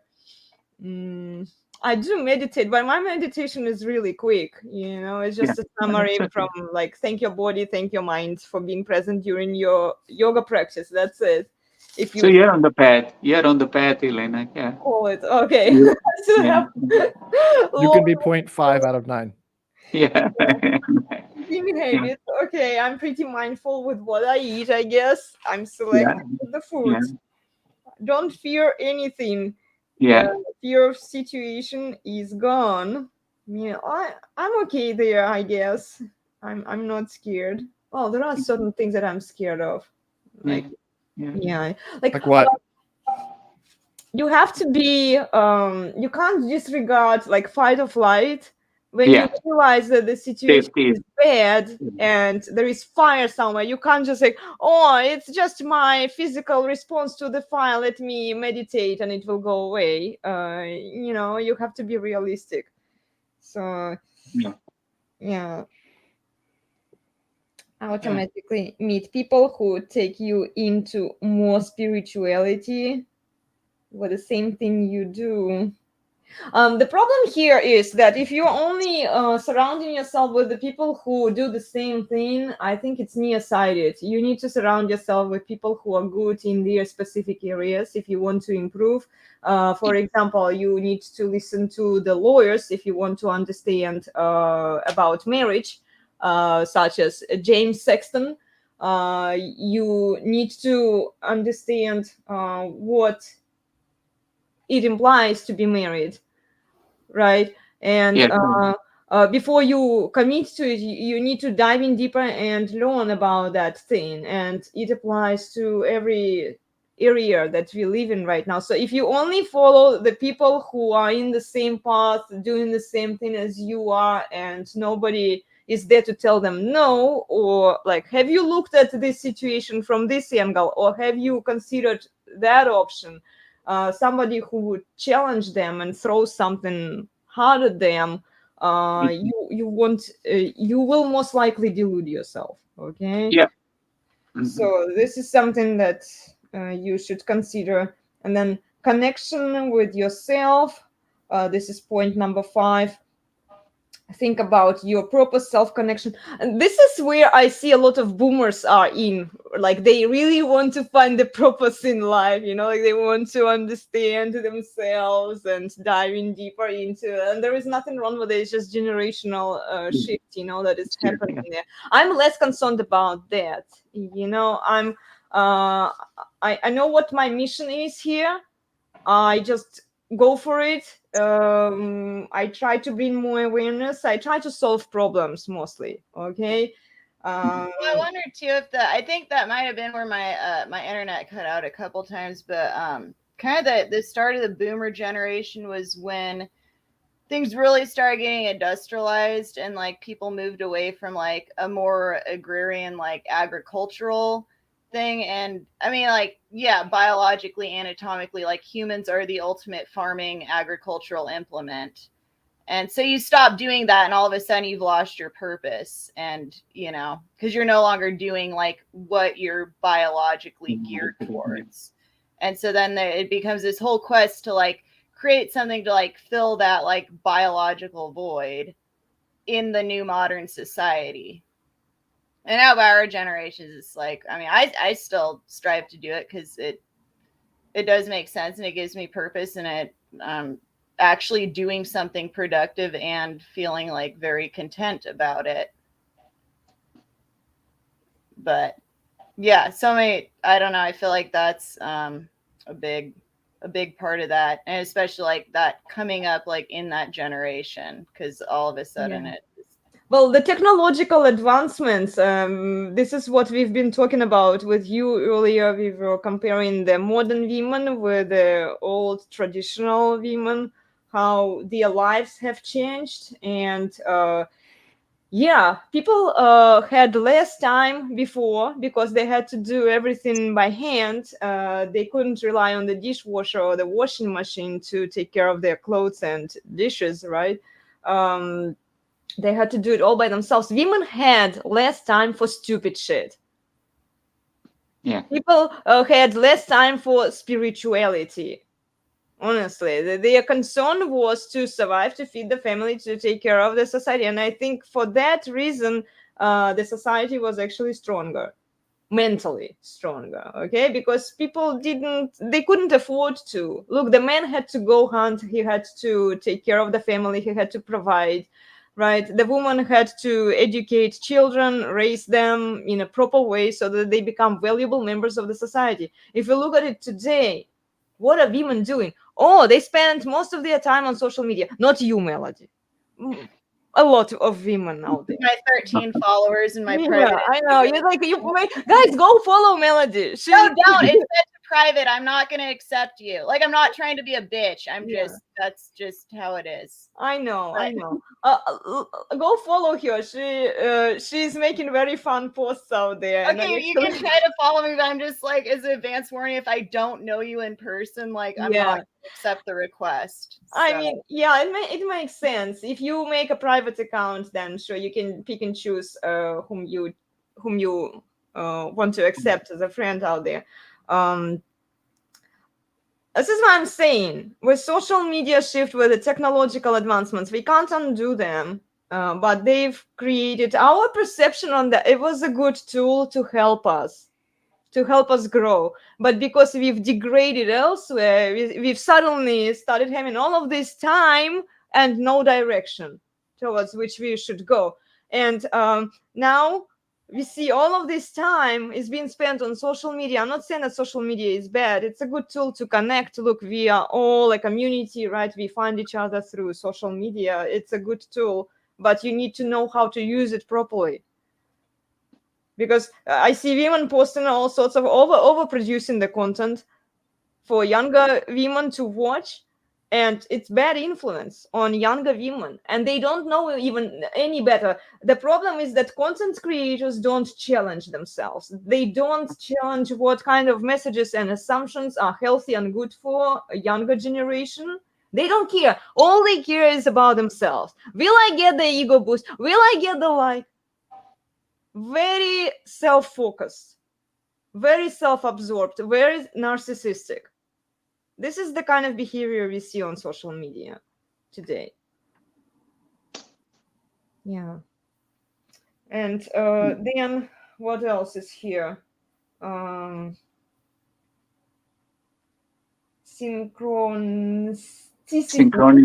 yeah. Synchronicity. Okay. In life, question and answer questions. The universe helps you to find the answer.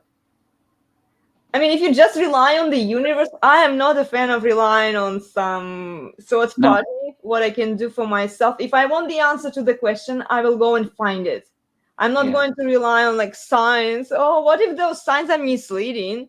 Like I saw there was one guy, he was a tarot reader, and he was saying, oh, today's day is going to bring you this joy and happiness. Here is the card for you. Just because you see this card, will you actually be happy? And it doesn't matter what kind of choices you make in your life. Just because you saw this card, it's a good sign enough for you so that you can proceed in your own freaked direction.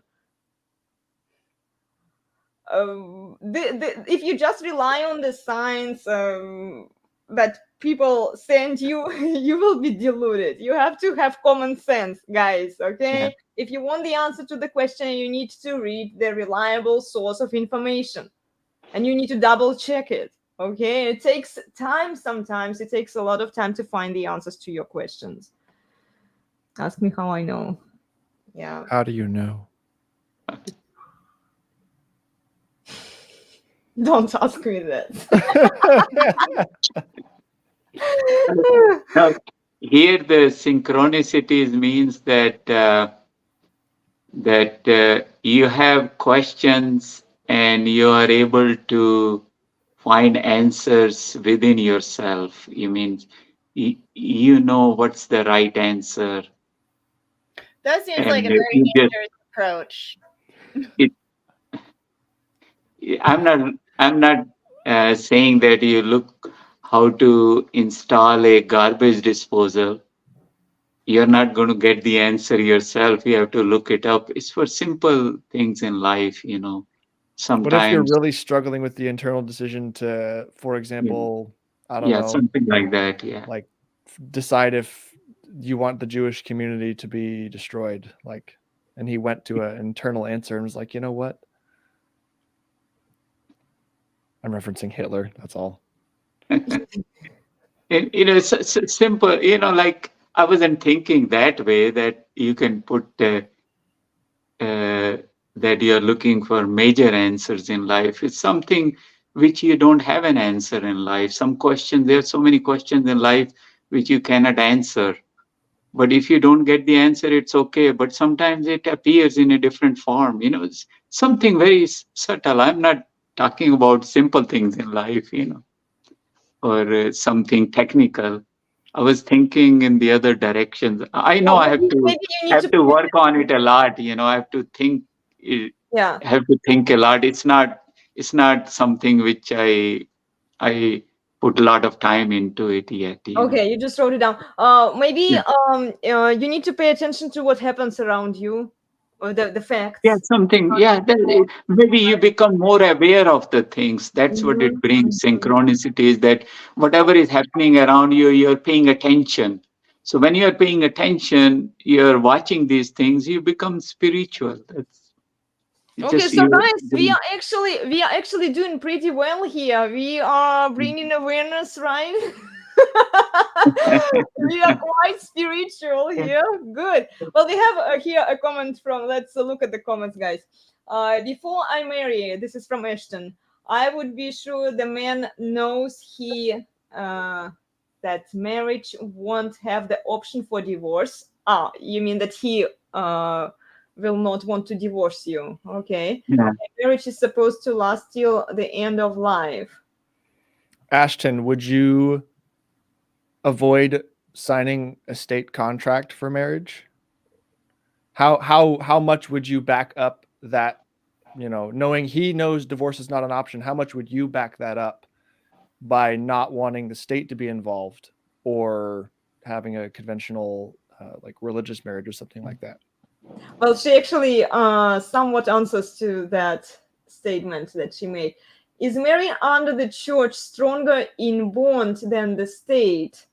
The man can't divorce easily if married by God. That makes no difference. Yeah, and ultimately, I mean, I'm just coming at this from like a, jaded divorced woman. No, like doing it under the church, like signing the documents it's meaningless. Like ultimately people are going to do what they want to do. And having like a legal contract in place, it just means that it's going to take like, an additional amount of time and a minimum of $300 to like, make it so that that person is no longer a liability in your life. I know, like I said, I'm very like bitter and like pessimistic and not very like pro marriage, I guess. But I mean, also like it's like, okay, I get that like people want to have kids and like I guess like having like a strong, but even then, even if you have kids, like it doesn't stop people from splitting up.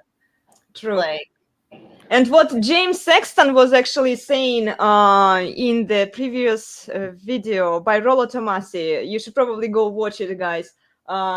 He had 6 guys on the panel, and then they were talking about a religious marriage versus state marriage, and there is no difference really, because what Andrew Wilson was state proposing, marriage makes more. I mean, it can be more expensive and legally complicated. Like if you just, like one of my family members they had like a wedding, and it was like under the church and everything, and they were together for like over a decade. But then when it ended, it's just like it was like a breakup, And also, I mean, if you are going to go that route, I think that you need to take measures to legally protect yourself. Basically, run the relationship as an LLC, so that if you're buying cars together, houses together, it's easy to kind of like account for that and like divide things up evenly and fairly at the end of the relationship based on what each individual has put into it. And I understand that I have like a very unromantic view and approach to relationships, and it's probably not popular what anyone really wants to hear, but it's seems to make more sense. It does make sense, and this is what actually James Sexton was saying to people, that before you get involved in marriage, you need to know what you are getting into. And he was suggesting also to do the prenuptial agreement, but not through Google, but actually hire a lawyer because it's a binary agreement. And this way men would be protected. And then if a woman wants to get out, because we have to look at the statistics here, 70% of divorces are initiated by women, Ashton. So women are starting the divorces, and men are scared that this is what is going to happen to them, and this is why they either choose not to get involved with women, or if they choose to, be ready that you will have to sign a prenuptial agreement with the man. Okay. So I want to say two things about here. The first thing is that the strength in your marriage is going to come from the strength in your relationship between each other. It has nothing to do with papers you sign or covenants that you enter into. It has everything to do with the relationship dynamic that you have. And the second thing is that the premise of knowing that divorce is not an option, it's always an option. And you have to, and the reason it's always an option is because you don't know what you're going to be thinking 10 years from now. Well, or even like, you know, in my case, like less than 2 months, you know, I think that because we had that talk about like, you know, divorce is not an option. Even if we can't like stand each other, we're going to stay married and like live in separate apartments or whatever. And so I think because he like knew that I felt that strongly about it, it's like, oh, well, I can do whatever I want now. You know, after like 20 years of him, like, you know, being, you know, basically a decent dude and stuff, then it's like all of a sudden it's that green pass, you know, like, oh, well, now I've got her for life. Like, you know, and it's like, well, there are limits, you know, and like, yeah, you always think like, oh, but like the absolute worst case scenarios would never happen to me, but you don't know because they happen to people, and you might happen to be one of those people. It doesn't matter how long you've known the person that you're like getting into this relationship with, because kind of the more messed up something is, like the more people are going to make a really dedicated effort towards hiding it until they think that they're in a position where they can get away with it, because you're just that devoted and loyal that, like, you know, and you've signed all the legal documents, and it's going to be like hard to leave. It's like, it's never, if it gets bad enough, it's never that hard to leave. Like, you will, or they will find a way out. And the other point I want to bring up to this discussion, the church is no different from a state from the legal standpoint. If you're trying, and what Andrew Wilson was proposing, that what if we get church involved instead of the state in the marriage, it's just going to mean that there will be an intermediary between you and the man, and it will be a church instead of the government. So it won't change a thing. Religious marriages, they fall apart as much as the state marriages, or just conventional common law marriages. It doesn't really matter whether you choose religion or not, because most churches today are infused with feminism. So you have to decorrupt them first from feminism if you even want to think about the church's influence in the marriage and like gluing people together. It's not likely to work. Yeah, good. To add to that, at least in the Catholic Church, when you are, there's a parallel between no-fault divorce and the list that is grounds for annulment in the Catholic Church, and it's like, I feel like it, and if that's the case, then you meet some criteria on the list, and it doesn't matter. It's like there are no serious binding requirements for divorce or to claim annulment, you know, dissolution of the marriage that never happened, whatever you want to call it. Yeah, James Sexton pointed out that no-fault divorce is not going to solve the problem, because people should be more careful entering the marriage to begin with, rather than, you know, what if the man is stuck and she cheated on him, so what? He has to still be with the woman? It makes no sense, you know? Yeah. It's a very good thing, Elena, you said that be be watchful before getting into the marriage. That's the important. I Oh, remember, uh-huh. I Some. remember Mhm. when I got married, I didn't pay attention to anything. I mean, that's what Mhm. I And this know is it how they now. get you guys. The marriage is about the wedding party now. They want you to buy a cake. They want you to spend thousands of dollars on the wedding Wedding, preparation and the beautiful flowers, the nice dress for the bride, the bridesmaids, and everything. It's all about the party, and this is what women really want today. They don't actually care about the marriage as a unit, as a relationship. Okay, more now like you a commit. No, they just want the party. They want to show to their Insta so, friends that they have this crazy wedding party that every other girl should be jealous of. yeah, the jealousy is the main theme. That Yeah, drives it. Yeah. make everybody jealous. Yeah, yeah, that's it. Yeah, you said it right. Yeah, yeah. How long the marriage lasts doesn't matter. Whether it's for a day, for a month, for few months, or a year, for few years. They don't care. They'll do the same thing again. They'll get married again and they'll have the same show, make other people jealous, and they'll keep doing as long as they can. If you've ever been to like a social event, maybe like a work party or something like that, and there's a whole bunch of adults and they're Uh-huh. all there with their significant other or their husband or wife or whatever, and everybody's going around introducing themselves, Yeah. it will become very clear that like the amount of time you've been with the other person becomes the subject to talk about.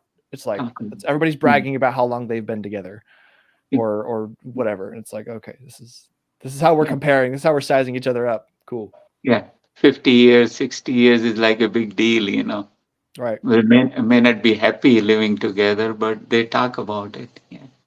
I see a lot of people. I met a few couples on the cruise I went to. They were there for celebrating their 30, 40 years of anniversary. And most of the time I saw them just sitting themselves, not even looking at each other.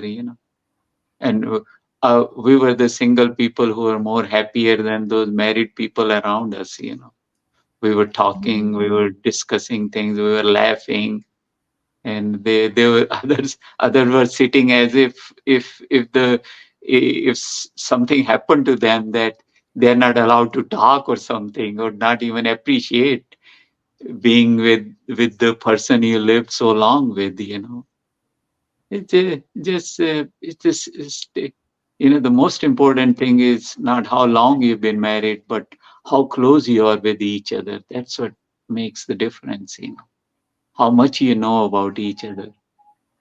And I was married for 30 years. We didn't know anything about each other.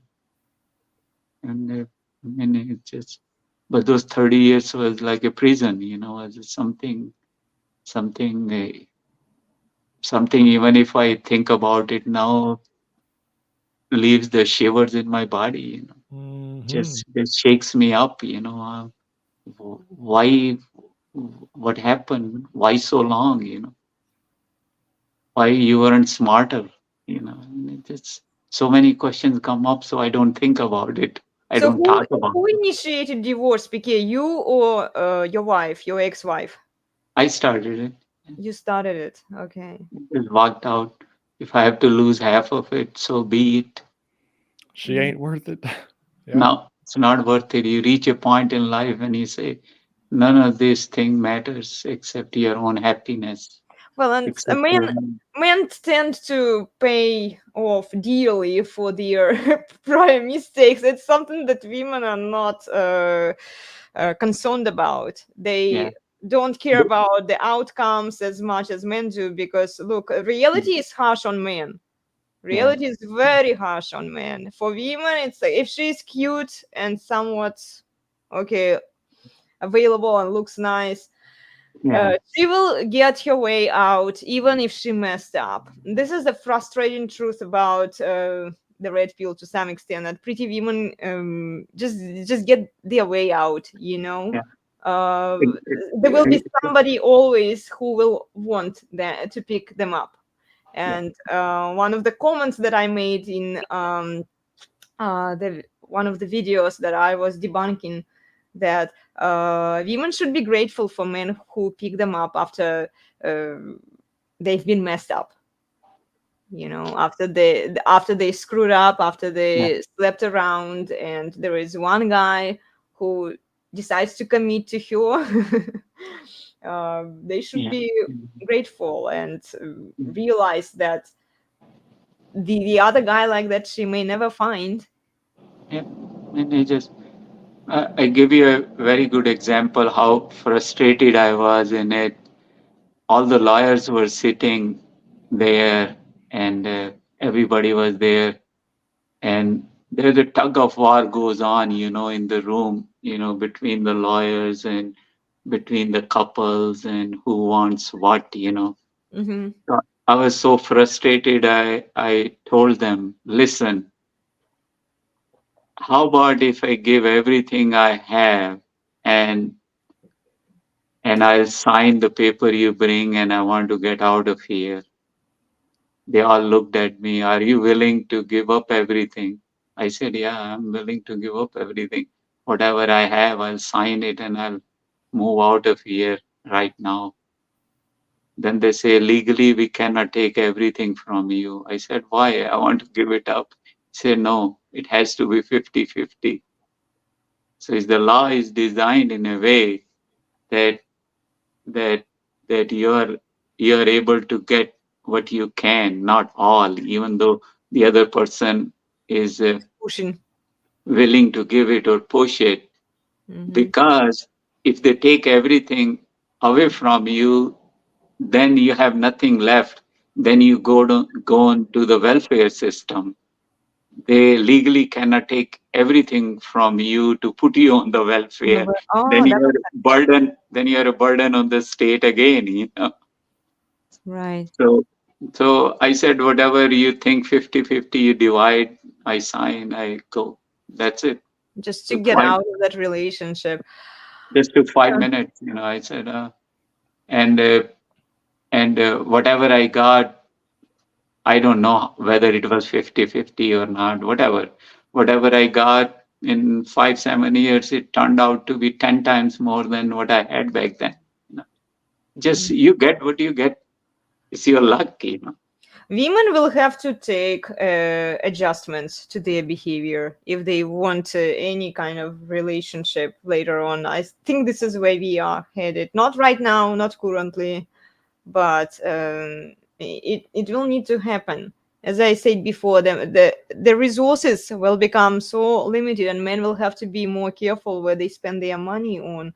So, what kind of freedoms are women willing to sacrifice to be in a relationship, even if they want one? If they don't want one, it's out of the question. They're going to end up being single. The feminism will suck all of their energies, the best years of their lives, and then it will spit them out when they no longer can do that. And we see this happens to all the women. They end up being single. And ladies, if this is what you want to do, just be strong and independent woman. Yeah.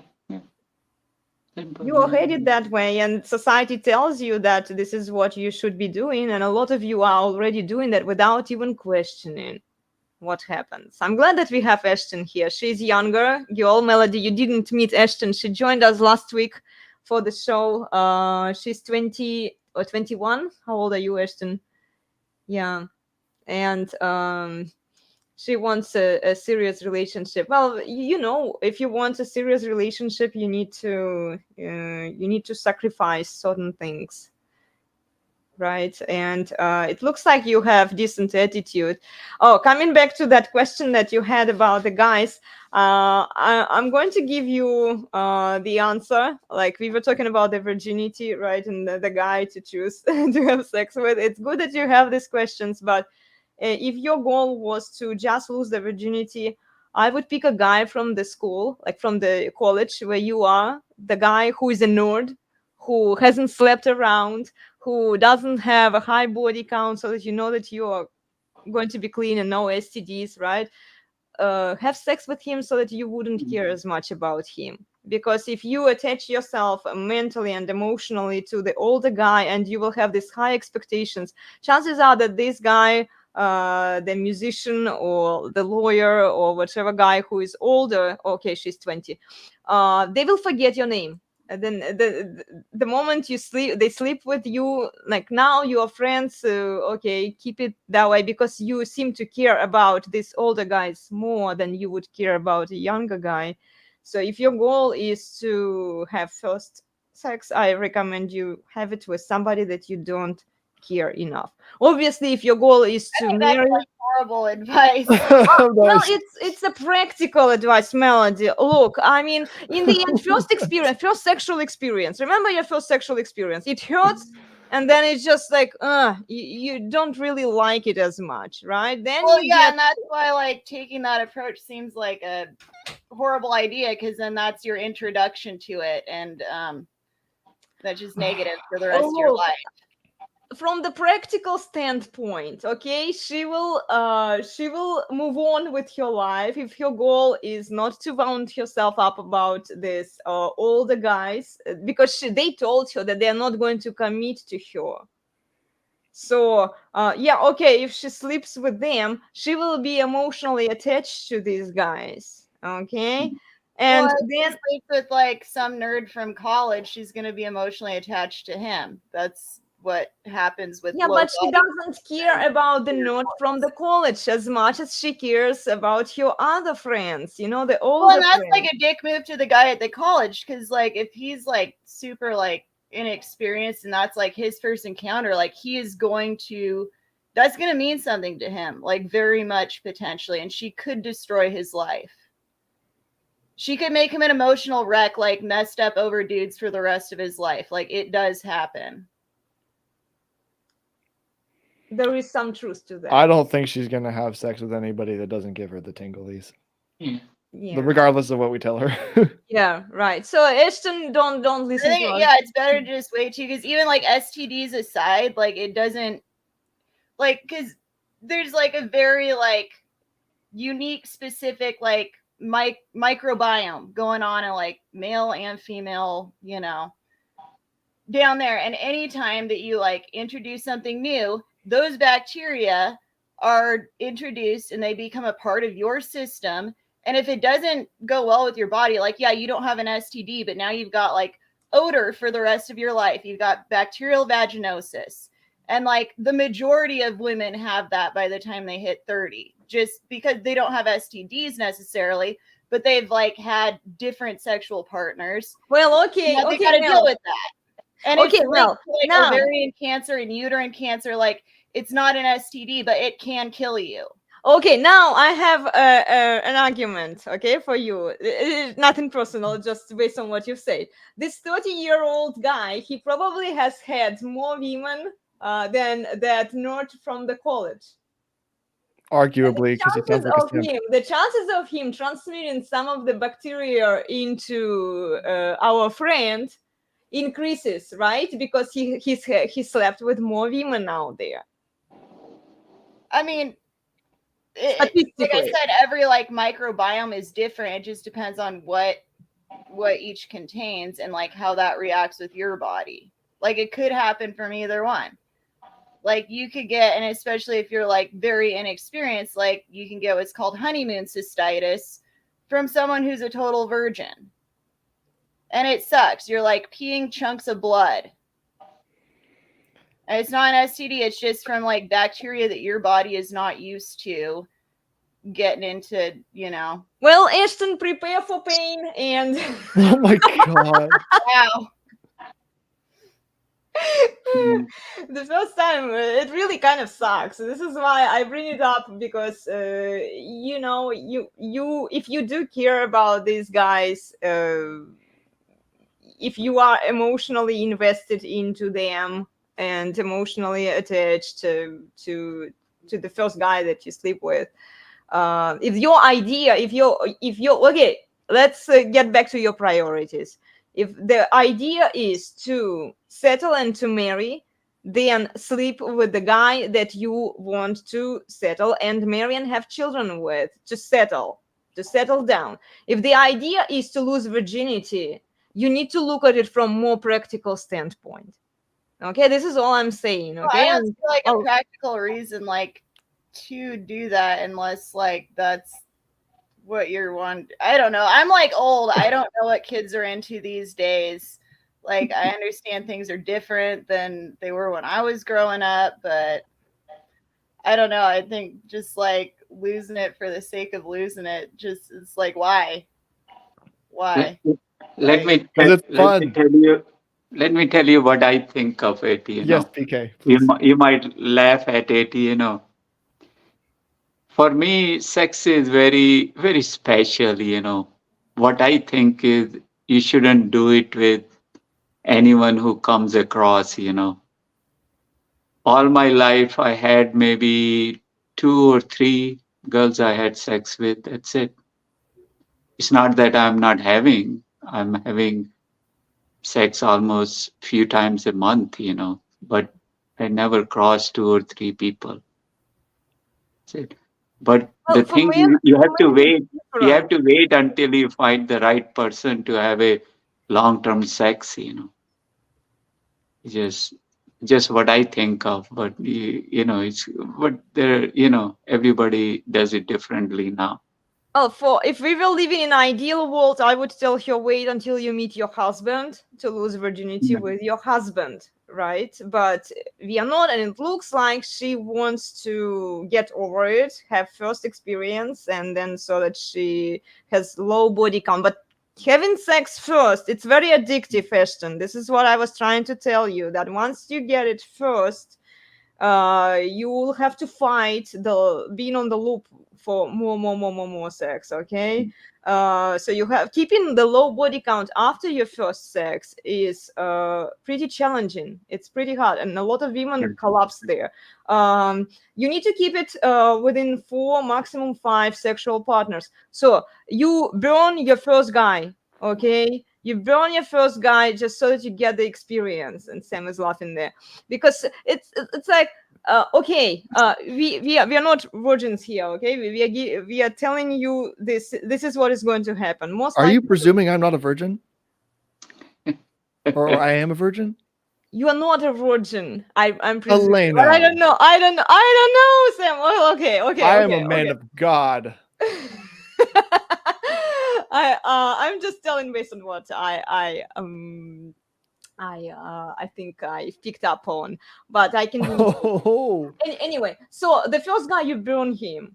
Okay, you're not going to have a serious relationship because we've already talked about it. If you commit to the first guy, the early marriages, if you're not ready mentally to marry and have children and commit to one guy, the divorce rates for early marriages are skyrocketing. The people who married early, who had kids early, they break apart, and then their children suffer. Okay, you don't want that, I presume, right? Maybe you do, maybe you don't. Tell us what you think. You want to keep it within maybe 3, maximum 4 sexual partners, the guys, their relationships with the guys, before you become incapable of pair bonding later on. So if your goal is to lose virginity, burn one guy and then try to commit to find the guys that you would want to have family with and settle down. Okay, if your goal is to marry and have this great sexual experience with the guy that you want to commit with, this is why I'm saying you are way too eager invested into the guys based on what you want to do. What you want to do is simple. If you want to have first sexual experience, lose the virginity, choose the guy that you don't care as much. see again, I don't just because I spend so much time working with men and I know like how emotional they actually are. That just seems like such a dick move to that man. He will I grow out can't of it. condone that Look, type of thing. Like, it has to at least be someone that you care deeply about. okay, Like, if you choose a younger guy, you'll make his day happy. Okay, you'll make yeah, him or you might happy. mess him up for the next several decades of his life and send him spiraling into a deep depression. Well, Mel, this is how we grow this men who are not capable of taking shit from women. You know, we are overprotective. We're like, oh, okay, we need to babysit this guy. No, he will grow up and he will marry. He will find another. And look, the more experienced men get, the more sexual experienced men get, the better it is for them, because it's pre-selection first, and then they need that kind of experience. Women don't need that experience. Like, okay, she will burn the first guy. Maybe he will figure it out. Maybe he won't. It's kind of like It up to just him. seems, I don't know, like ruthless. It is kind of ruthless, but so is female need. I mean, like, okay, what do you want me to do here? You know, we can't take care of the guy. He has to grow up and be a man. If he was born a man, he needs to become a man. You know, one day he will have to you get have like over. no intention on like helping him get there. If you're just planning on using him as a stepping stone, then Okay, that's he will use her. Okay, what about he will use her to get his first sexual experience, to boost his ego when he's a nerd in college, when nobody pays attention on him, and then a pretty girl shows up with him, and then like she will give him some ego boost. He will right, gain and then he some goes back to confidence. being a nerd that like doesn't get women super easily, and like he's just always like thinking about like, oh, that one hot chick that like he almost had and he could have had her, because that's what he's going to tell himself. That's what he's going to convince himself. I mean, It's like it's reinforcing the wrong behavior. Like, I mean, if this guy is being the way he is and he's unattractive and like you kind of like a burn guy as you're describing him, he's automatically not attracting lots of women, and right. and he has this experience, he's gonna be like, oh, so this is what I should do more of. It's like he's not going to learn the right thing. Yeah. So what do you think, Sam? Should she choose a nerd, or should she choose somebody who is older?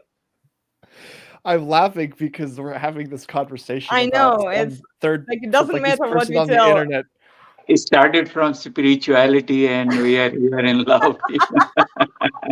It's part of spirituality. Yeah, that's what it Part of is. spirituality. We need to be considerate of the people we choose around us, right? The people that we, you know. Yeah, it's the path. We are on. Yeah. She should Yeah. do what her sexual imperative and her sexual strategy is. She should do that, and she's going to. And I don't know what that is. I think it would be best if all humans just stopped copulating. But again, that's the bitter, pessimistic part of me that no one really wants to hear.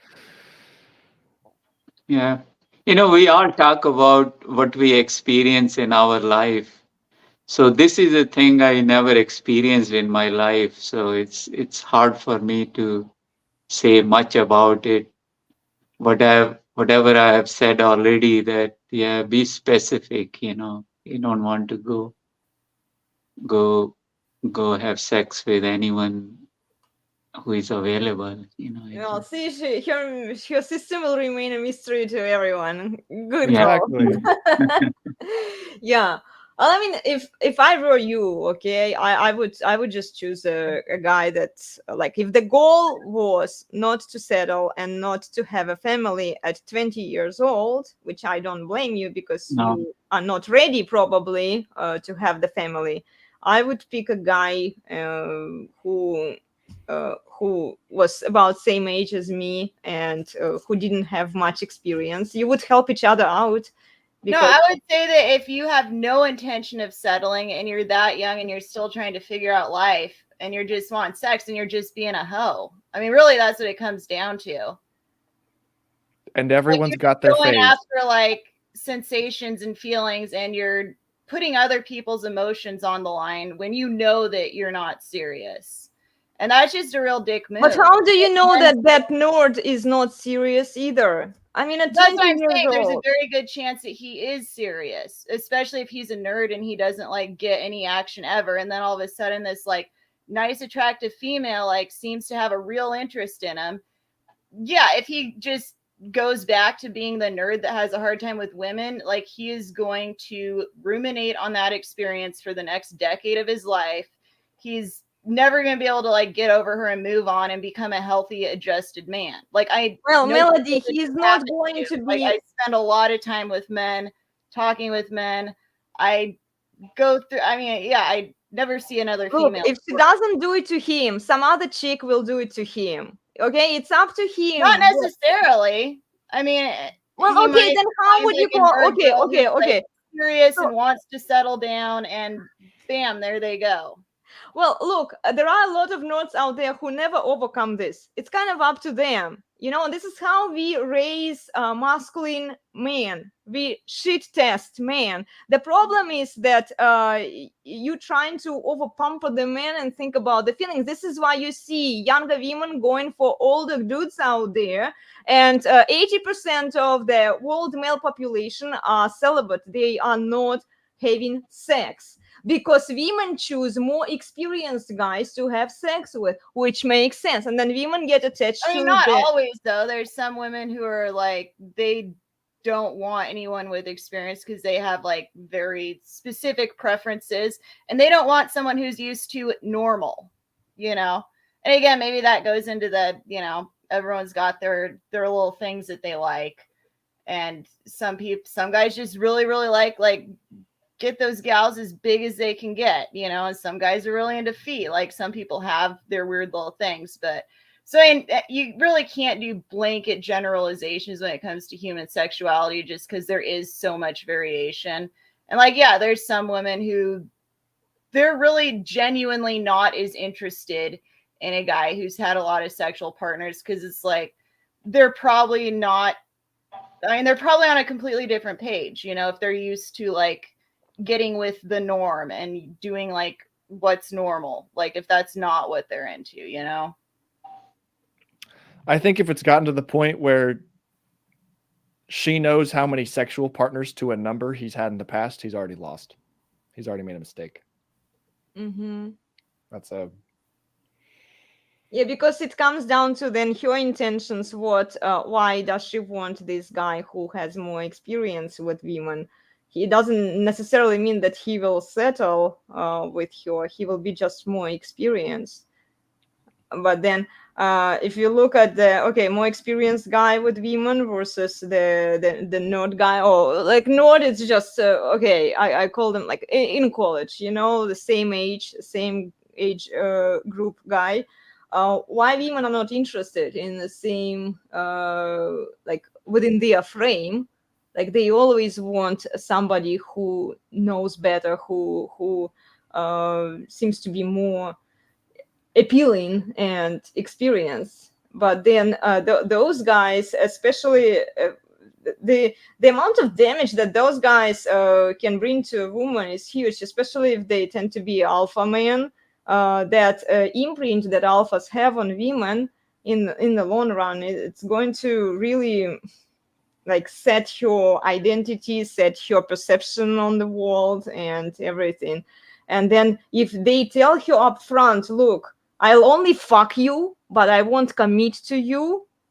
If she's okay with that, fine, you know. But if she wants something more from that relationships, maybe she shouldn't go for those guys, you know, who are telling her that they're not going to commit to her. Maybe like having actually like being in a short-term relationship with a similar age person would give you the idea of what it actually is to be in a relationship with a person. It will teach you more how to be more like a wife than sleeping around, having one time experience with this older guy, but he's more experienced than her. So what? Okay, they will teach you how to be a slut, you know. And then she's at the risk of either being too wound up and emotionally invested into this guy. Let's hope that he's not an alpha, right? But chances are, if he had a lot of women before he went at 38 years old, a musician, somebody who has a YouTube channel and some clout out there, most definitely he had a lot of women out there. So she's not going to be the first, she's not going to be the last there. the outcome that this kind of guy is going to have on her, it's a big question. I would say that it's almost healthier for her to be in a relationship with within the same kind of age bracket as her, so that they grow and mature together. And then if they break up, they break up, and then they go and settle elsewhere. I think the growing and maturing together thing is, there's something to be said for that, but I don't think age is the parallel. Would you? I mean, you are a student of the fine Mr. Tomasi. You would understand his sexual market value graphs, and seeing that if men and women peak at the same time and go down at the same time, that's much easier on a relationship than like a woman who's like, I mean, let's say like a guy and a girl are both 23. He is basically starting out in the world and doesn't have a whole lot of like the kind of resources or value that a lot of women are going to look for. And you got all of hers.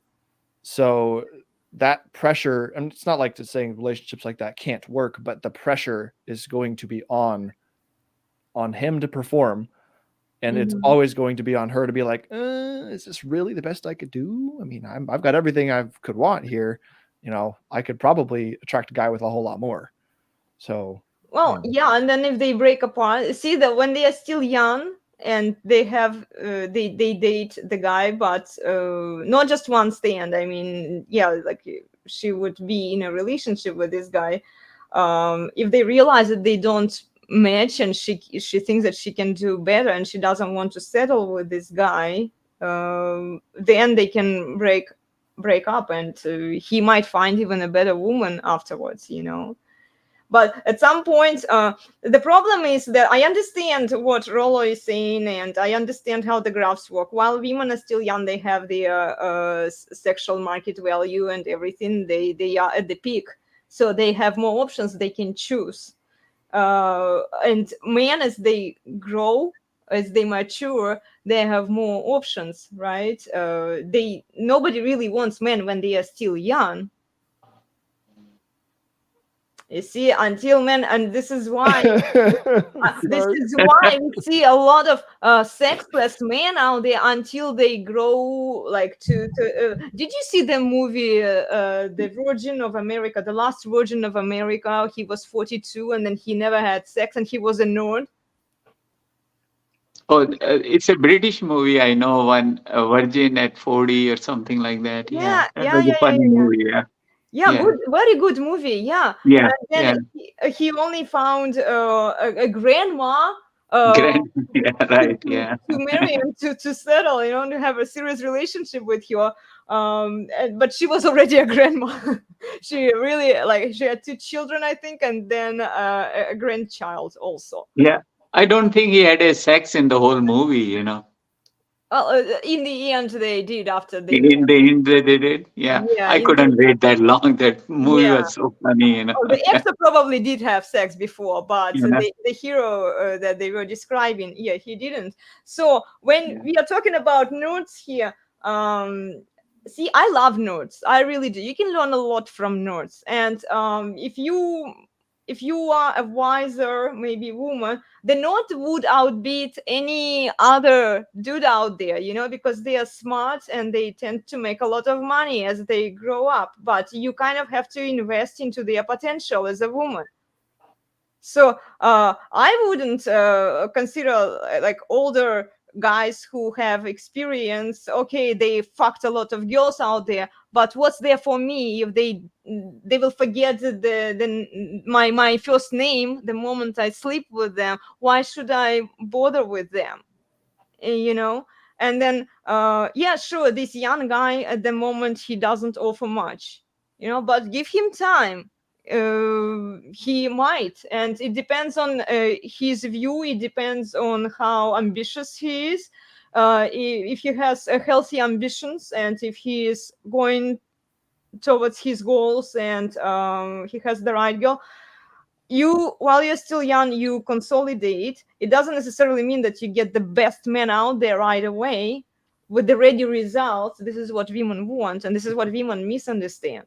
The more you wait, the less chances you get later on. And then if you don't consolidate and if you don't invest into the guy's potential while he's growing, you're not going to be the lucky woman who married the millionaire one day. Maybe he will become. There's a big difference between like, I don't know, kind of the whole online virtual thing and like, why is everyone waving? He's leaving probably. Yeah. Oh, you're heading out. Okay. It's 2.5 hours already. I didn't know. I know. We will wrap it up. Yeah, we will wrap it up. Okay. It's an interesting discussion. Right. Yeah. Mm-hmm. So, see you guys. Yeah. Bye. But yeah, Elena, no, I feel like go ahead. when I was, in my 20s, like guys with a ton of money in their 50s would not hit on me because they just feel weird and creepy about it. But now that I'm like an older woman, but like not, I've aged like fairly gracefully so far. But I mean, people can tell that I'm not like young anymore. And like, yeah, I mean, all these like 50, 60-year-old dudes, who have lots of money and houses and cars and planes and stuff, like they're always trying to hit on me, like at the grocery store, at the sauna, like. And so I feel like, yeah, the older I get, I'm sure that there's a limit to it. I'm sure once I start like actually getting like super wrinkly and like old looking, like, but even then it's like, working in like at the nursing home, I was like remodeling apartments there. It's like, you see the old men flirting with the old ladies. Like, I mean, so I feel like, yeah, online when there's just like the visual thing and there's such like visual overload and everyone's got all these like edited photos, it's like, yeah, if you're not like the youngest, hottest looking thing, you're going to get passed over. But then like in the real world, there's things that come into play, like your personality and like the pheromones that you're putting off and like all sorts of weird little things that are like barely perceptible, like maybe not even consciously perceptible, like in real life, that just absolutely do not come through at all on the internet, And so I feel like the whole sexual market value, I mean, it's a thing, but I feel like it's more applicable when like relationships are starting online or like when kind of like the basis of like the social, the whole social aspect of it is like online based rather than like in person. Elena, I bet $1 million that when you were 20, you weren't biting your lip, looking over at those nerds and going, maybe. I actually was. No. No. I was dating one. I was dating when I was 20. I didn't sleep with guys until I turned 20. I was dating a nerd guy, and he was a decent guy. I really liked him, but I knew that I wouldn't settle with him. And he also, like, we kind of talked about it. You don't like, you don't like, I'm just using you as a, to satisfy my sexual needs, basically. But I was dating, and he was younger than me, actually. He was 19 years old, and he was studying. He was helping his dad with business. A very nice guy. And then I saw him a few years later, like maybe 8 years later. He actually married a decent woman afterwards, So I helped him. Look, he helped me. This is why I was saying that my second boyfriend was older than him, but you as a woman, especially if your goal is to lose, okay, depends on your goal. If your goal is to lose virginity, go same age, help that guy out, because thanks to you, he will feel better about himself too. Like I said, or you will destroy him. One of the could two. Go either way, yeah. One of the two will happen. But like, and you don't know which it's gonna be. So you don't know, well, because you don't know also how it's going to impact you when you are dating somebody, how this experience is going to influence you later on. It's the same kind of gamble. I just don't see the point of like. It seems like a really pointless. Well, okay, what would you recommend? Okay, Melody. Okay, since you brought it up, what would you recommend to younger women? What kind of lesson they should learn? Should they like if they already know that high value men, they don't value the virginity as much because they know that the virgin women are freaks, or like they either Some people like freaks. That can be good. well, that can Yeah. be good if the man's goal is to marry and have children. Then yeah, sure, it's the only 100% guarantee that the child that would come out of the womb would be biologically his child. If that's the goal of a man, then yeah, sure, go marry a virgin. Good luck finding one. You're not going to find one, but you still can try. I mean, go find a virgin woman so that she can pop up your babies if that's your goal. If you are spinning plates there and you are telling women, okay, no, preserve your virginity, but I'm not going to look at you. Okay, don't you think you are confusing the younger women a little bit there? What do you want? Do you want a woman with high body count, with low body count, or no body count at all? I think that like you shouldn't be like going at that with some goal of anything. Just like do what you're going to do with like extreme concern for any other people who are involved. Make other people like the priority above like what you want to get out of it. And then you're not going to have problems. And you know, if you're into like high body count thing, like there's there's swingers out there, there's, you know, polyamorous people, like the world is big. You can find someone like yeah, but you also need to consider if you are suggesting to a woman, a younger woman, to date an older guy, what are the risks associated with that?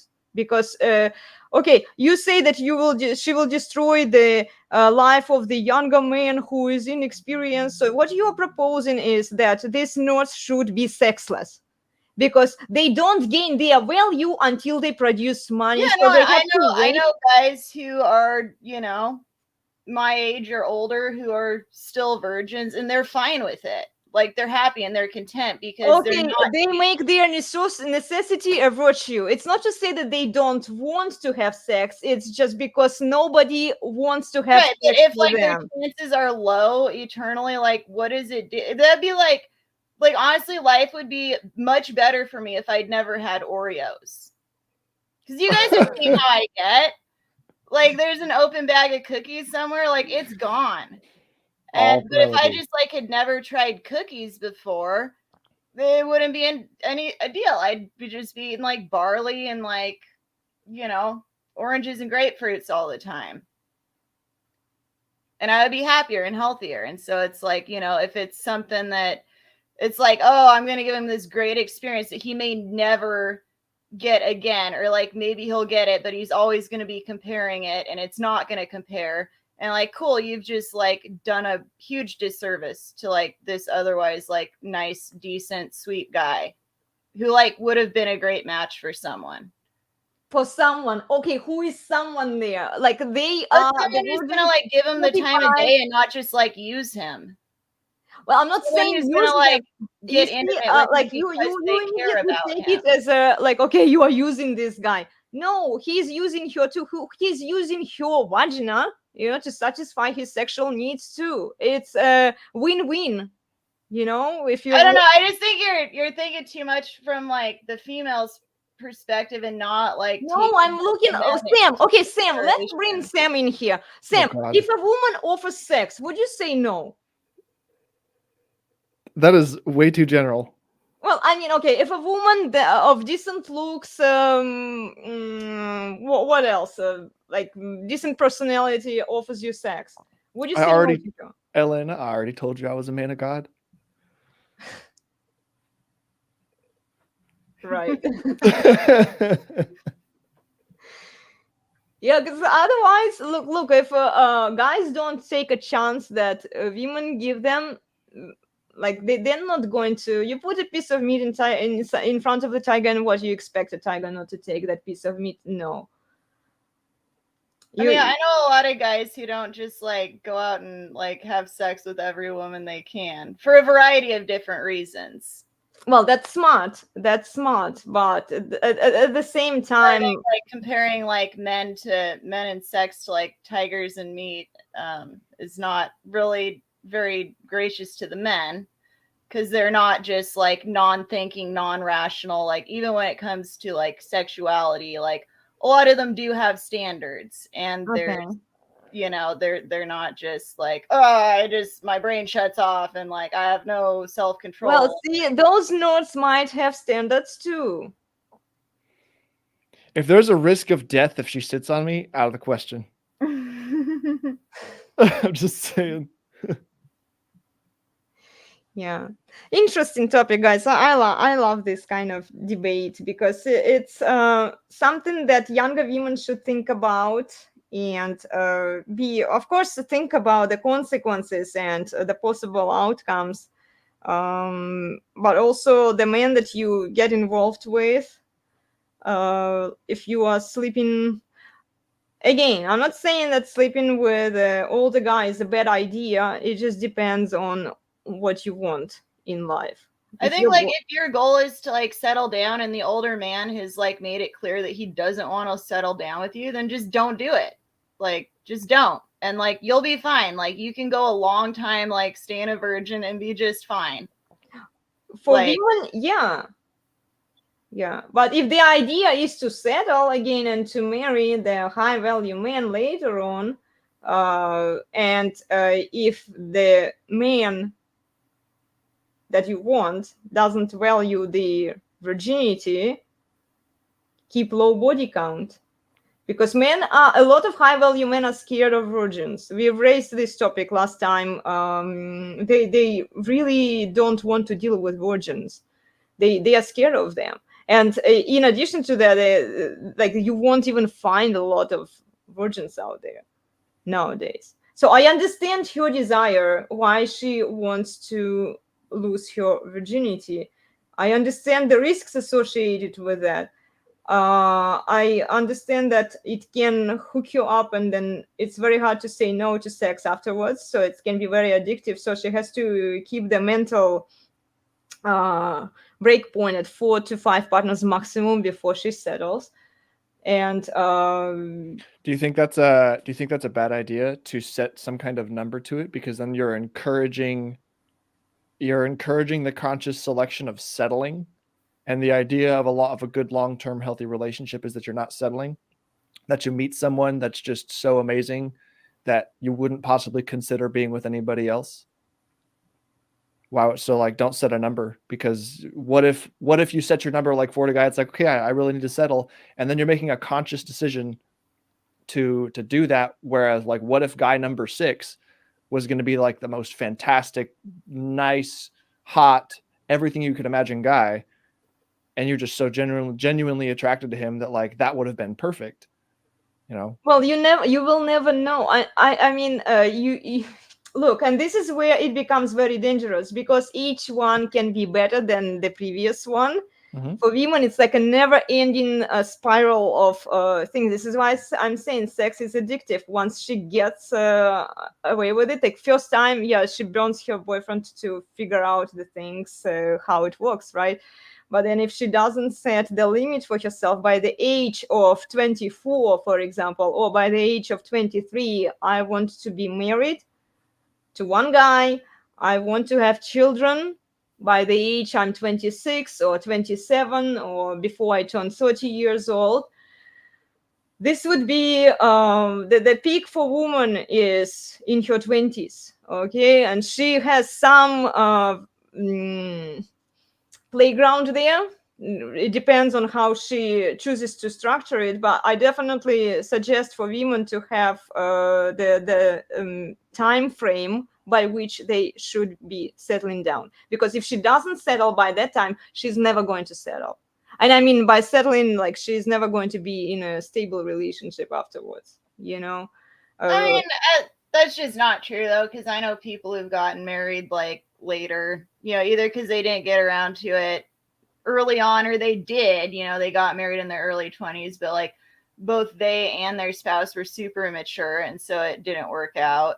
Well, okay, some people like if you don't like find someone by the time you hit 30, you just never are. Because I mean, there was like, yeah, going back to the retirement home, I mean, there are some people that like they got married in their 70s, you know, either because like divorce or like they were widowed.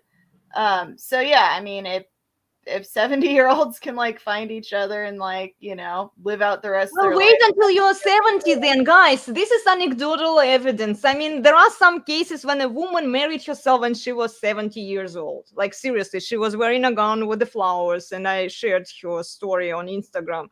Like, yes, you can't fight the facts.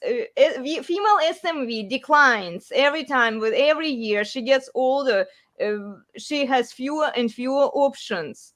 You can't ignore Like I this said, fact. it goes the other way in real life. Like virtually online, that's 100% the case. But in real life, there's a lot of 50-year-olds who want nothing to do with girls in their 20s. A lot of like really high value, like dudes in their 50s who are just like, I don't want, like, that's weird, that's gross, like they're super immature, like they're not my thing. But then once you start like coming up into your 40s, if you can still like look decent, then all of a sudden you've got this entire whole new like market that's just like chomping at the bit to get to know you. So it's important to remember that the whole sexual market value thing is not supposed to be the be all end all rule maker. What its purpose is to describe like the physical like sexual attraction that's going to happen between men and women, and that there's a whole, like, the whole premise is that like if there's an imbalance, that like that might cause problems, but there's so many other facets to being in a relationship with somebody where you can add value, even though, like, let's call it, you know, on the scale of 1 to 10, you can have a guy who's an 8 and a girl who's a 6, and maybe the guy who's an 8 could get 7s, but if the girl who's a 6 has all of these other attributes about her that make her more valuable to that guy, it's case by case basis. And it's like every person's different about what they want and what things are important to them. So it's like you can't get trapped in the thing being like, oh, if you don't peak when you're in your 20s to 30, like then you're screwed and you're done for. It's like, no, then you just have to start adding value in other ways and understand that some guy might say, okay, maybe she's not a 20-year-old, but she can do all of these things. And like, that's stuff that I like, and that adds value to my life. And so I'm going to retain it. Like, it's more complicated than just following the graph. Well, true. I'm just bringing it up based on the statistics that guys have been sharing with us. So I this is all I'm doing. Sure. You know, I just try to bring more awareness to women that they don't have forever. Their sexuality does decline over time, and unless they provide other value to men. But we have to consider also that appearance is a huge attributor in that regard. So if a woman is overweight, just adding a few things to the list and providing the value is not going to be enough. Correct. Even if she has the perfect personality and she's still 300 pounds, who wants to date that woman? Who wants to marry that woman? We can say all sorts of things, but okay, go prove it. Go do it. If you marry a 300 woman out there, a 300-pound woman, maybe it will make you an exception. You will be the only man who will do it. But again, it's not the enough evidence that just one man did it, everybody else is going to do it. Again, women and men have different perception on attractiveness. They view attractiveness differently, and they value different things in each other. And it really matters when you talk about relationships to see if what one can bring to another, you know, in terms of value. And we have to ask men, what kind of value do men want that women provides for them? And then women, but then here we have to be careful, because what women say doesn't match the reality. Because they say, oh, I don't need men's money, I can take care of myself. Then why don't you go for younger man who lives at mom's basement? No, but I want a man with the resources. Okay, so you still want a man who makes even more money than you do by yourself. I mean, and again, not every single woman. Like, when I was married, I was the sole supporter of the household. I hate to ask this question, but where is he now? I know that doesn't have much to do with the situation anecdotally, but that's generally the yeah, it's more complicated than that, but a lot of people will go and say, and I'm not discrediting what you have to say, but a lot of people will go and say, like the girls on like Access Vegas or whatever, she's like, well, I had a boyfriend who was nice and sweet, and I've got a boyfriend now who does all these wonderful things, that all these qualities that we all talk about. And then the fact of the matter is that they're not dating anymore. And so you just have to ask yourself why. And there's all kinds of reasons, generally speaking, but it's just something to be aware of. Right. And like the reason why I didn't divorce him because he like wouldn't work, you know, obviously it was far more serious than that. But there could be a correlation for example, if a man does not like to work, there are probably other things that are also wrong.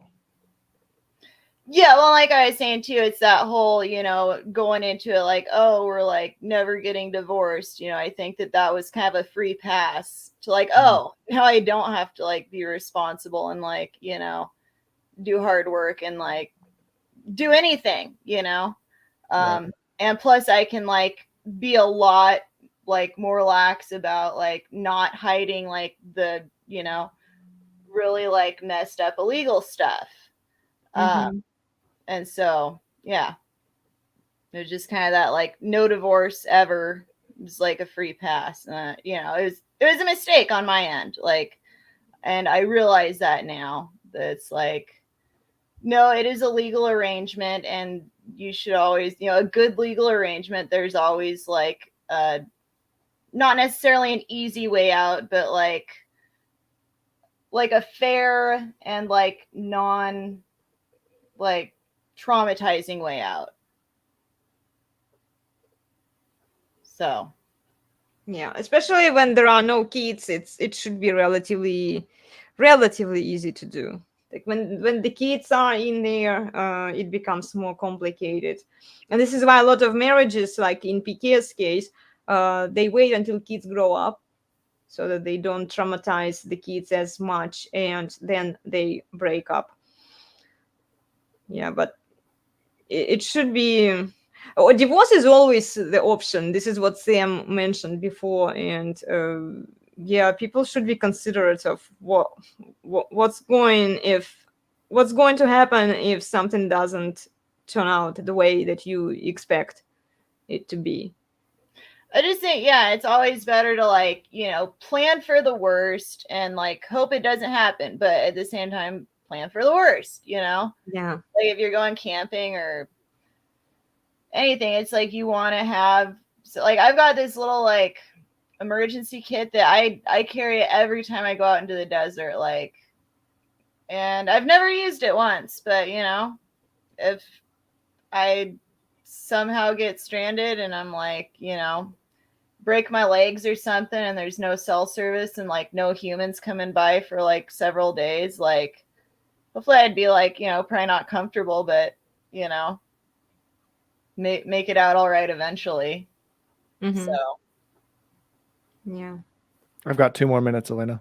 Okay, yes, this is why Yeah, we're going to wrap it up. Guys, we're almost 3 hours long. Yes, nice conversation. I actually love this debate when we don't necessarily agree with things. You know, I'm like, okay, tell me why. Yeah. Yeah, I love it. So, yeah, let's keep it up. Next week, we will do something else. At some point, I want to invite a tarot card reader who will read us with the cards. Are they going to read our cards? Like the card that she's going, or he is going to show, and if you happen to know a tarot card reader, refer him or her to me so that we can set Wait, up. are you like looking for someone? I was looking for someone to read us, you know, in the community. It will be fun, I think. And then I know yeah, one of the guys who occasionally like joins and comments, and he like on his website he just like made like some tarot card reader thing he was just showing me the other night.